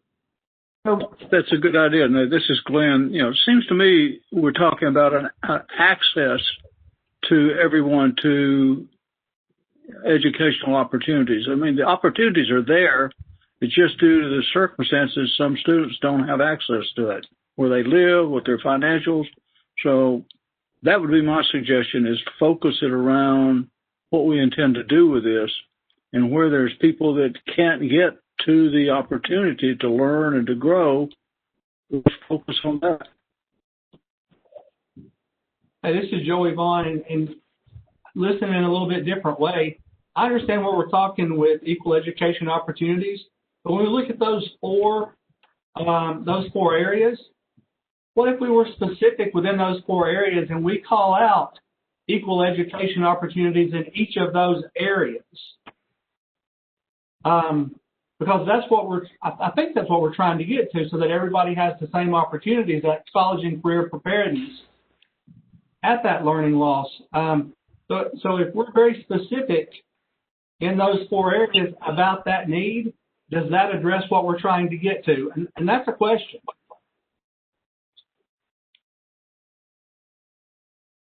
Yeah, Joey, frankly, this could be combined all into one. Is it an opportunities access is available for all students for this? And you could fold in, the internet, technology, you could fold all these pieces in there. That's correct.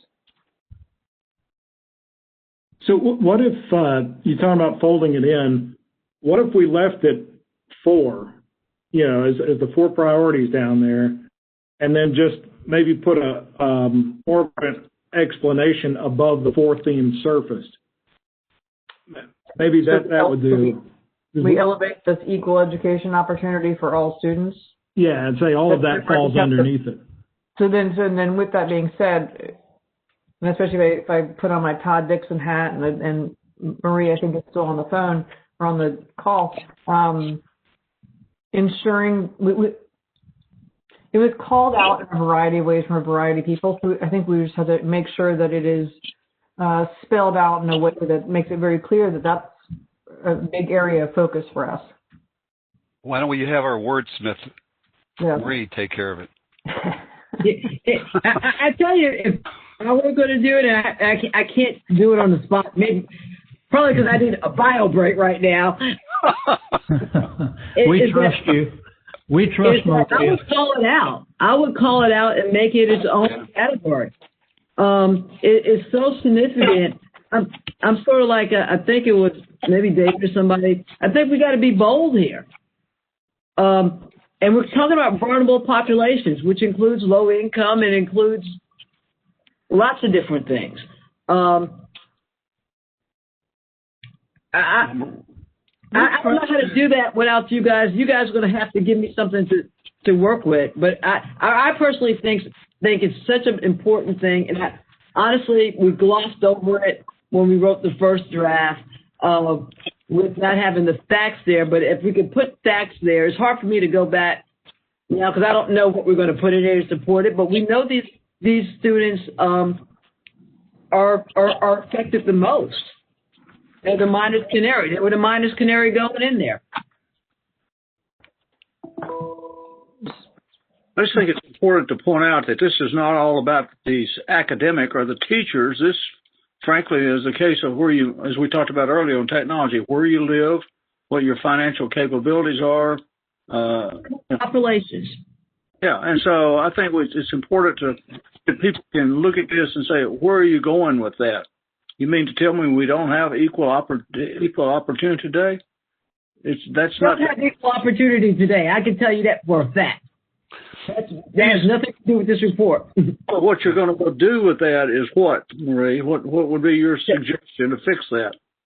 Yeah, that's what I'm saying. If we call it out, I hope at the end of the end goal for all of this, somebody will read this that has some influence and say, okay, we need to put resources associated with each of these things, our program associated with each of these things.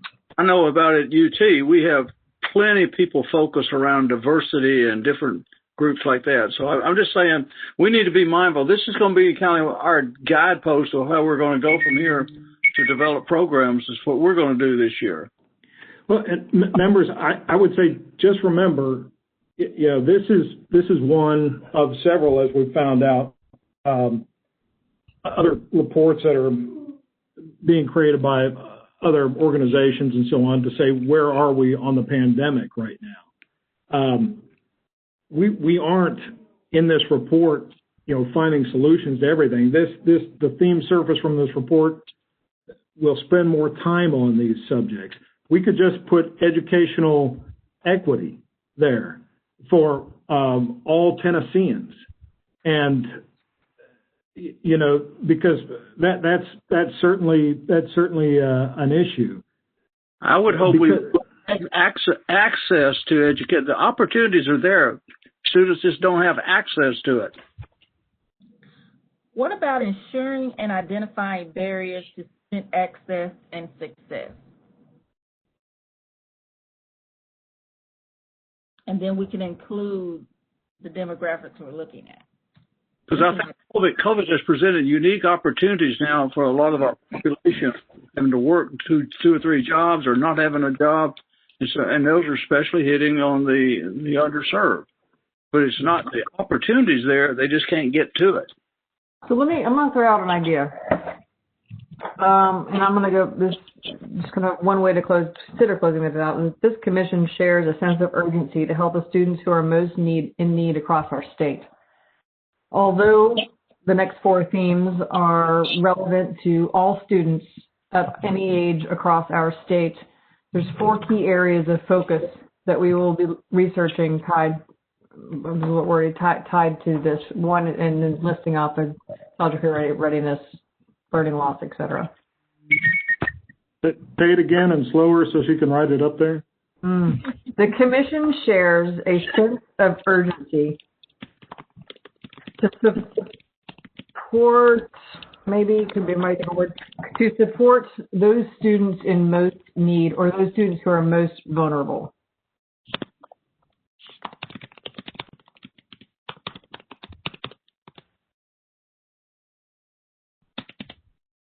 And then probably additional descriptor from there. So let me before Marie, before you jump off, did you already jump off? I don't know that we've got quorum to make this final approval right now, Nathan. Because Todd's gone and I think Marie's gone.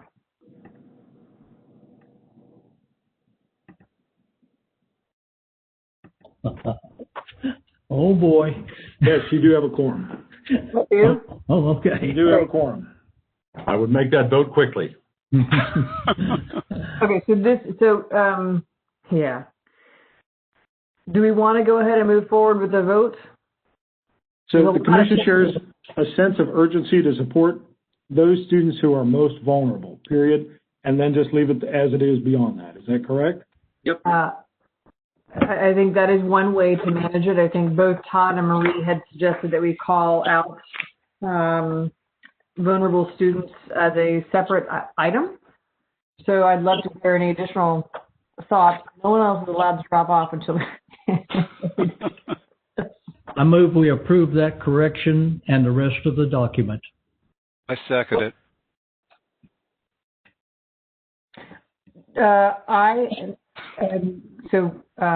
All in favor? Oh, I should take that back. Sorry. Before we vote, please. Yes.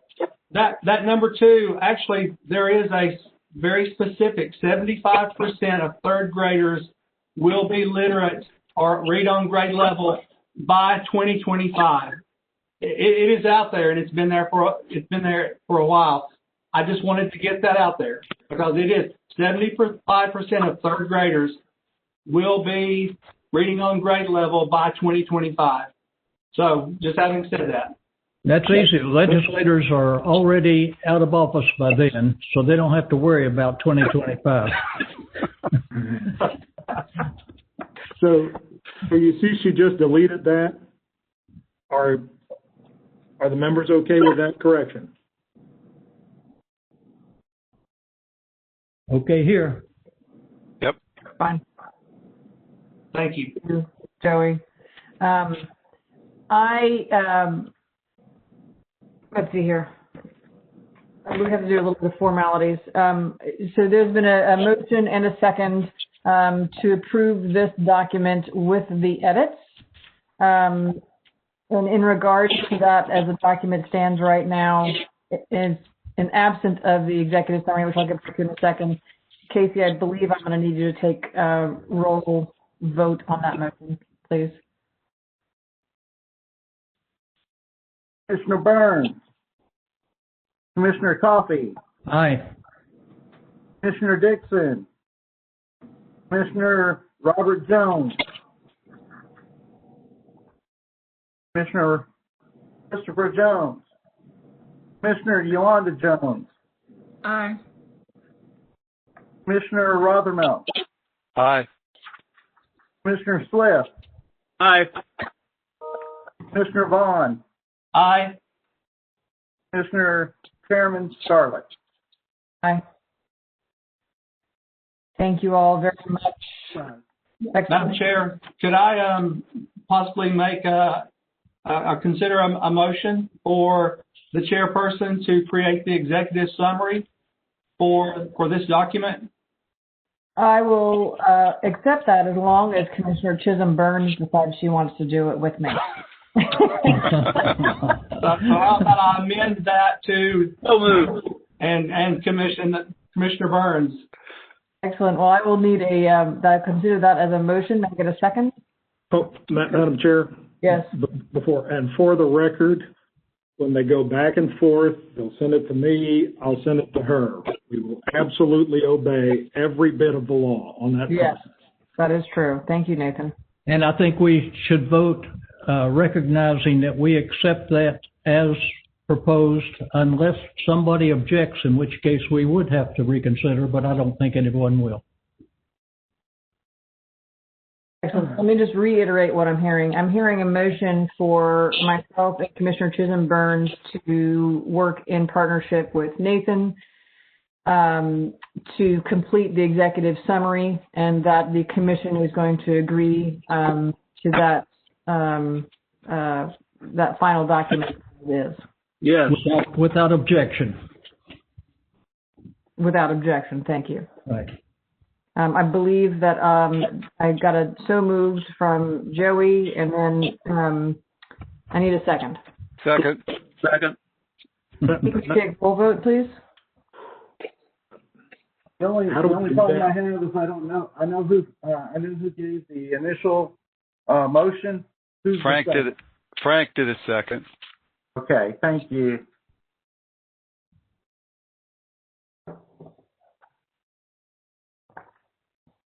Commissioner Burns. Commissioner Coffey. Aye. Commissioner Dixon. Commissioner Christopher Jones. Commissioner Yolanda Jones. Commissioner Yolanda Jones. Oh, gee. Uh-oh. Yeah. Commissioner Yolanda Jones. She's gone. Is she You gone? can reach her on the cell phone. Commissioner Rothermel. Aye. Commissioner Swift. Aye. Commissioner Vaughn. Aye. Chairman Scarlett. Aye. You know what? Oh, aye. Sorry, Casey, but Yolanda is still on here. I just didn't see her video. Commissioner Yolanda Jones. I apologize. I had to step away just for a moment. I'm back. Are you an aye on the vote? Yes. Aye. Madam Chair. 6 ayes. Excellent. The motion is agreed to and voted on. Madam Chair. Yes, sir. So you all have just, by your action, you've deputized yourself and Dr. Marie Chisholm Burns to create the executive summary, with the caveat that unless one of the members objects. Now that suggests the idea that there is some forum other than a meeting where a member could object to an official action of the body. And that's, I think that could be why Commissioner Coffey is smiling. So, but the trouble is that there's no apparatus for that to happen, which is compliant with the Open Meetings Act. I move to reconsider our motion. That would be appropriate. Make it subject to their completion of that summary of that executive summary without further action. I believe I need a second on And that. I'll second that again. That was Frank. Frank. Yep.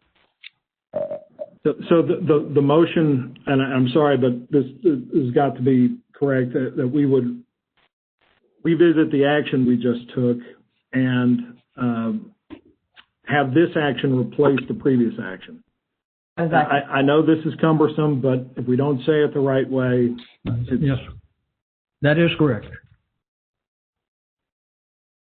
So, Casey, can we get another roll vote, please? Commissioner Burns. Commissioner Coffey. Aye. Commissioner Dixon. Commissioner Christopher Jones. Commissioner Yolanda Jones. Aye. Commissioner Rothermel. Aye.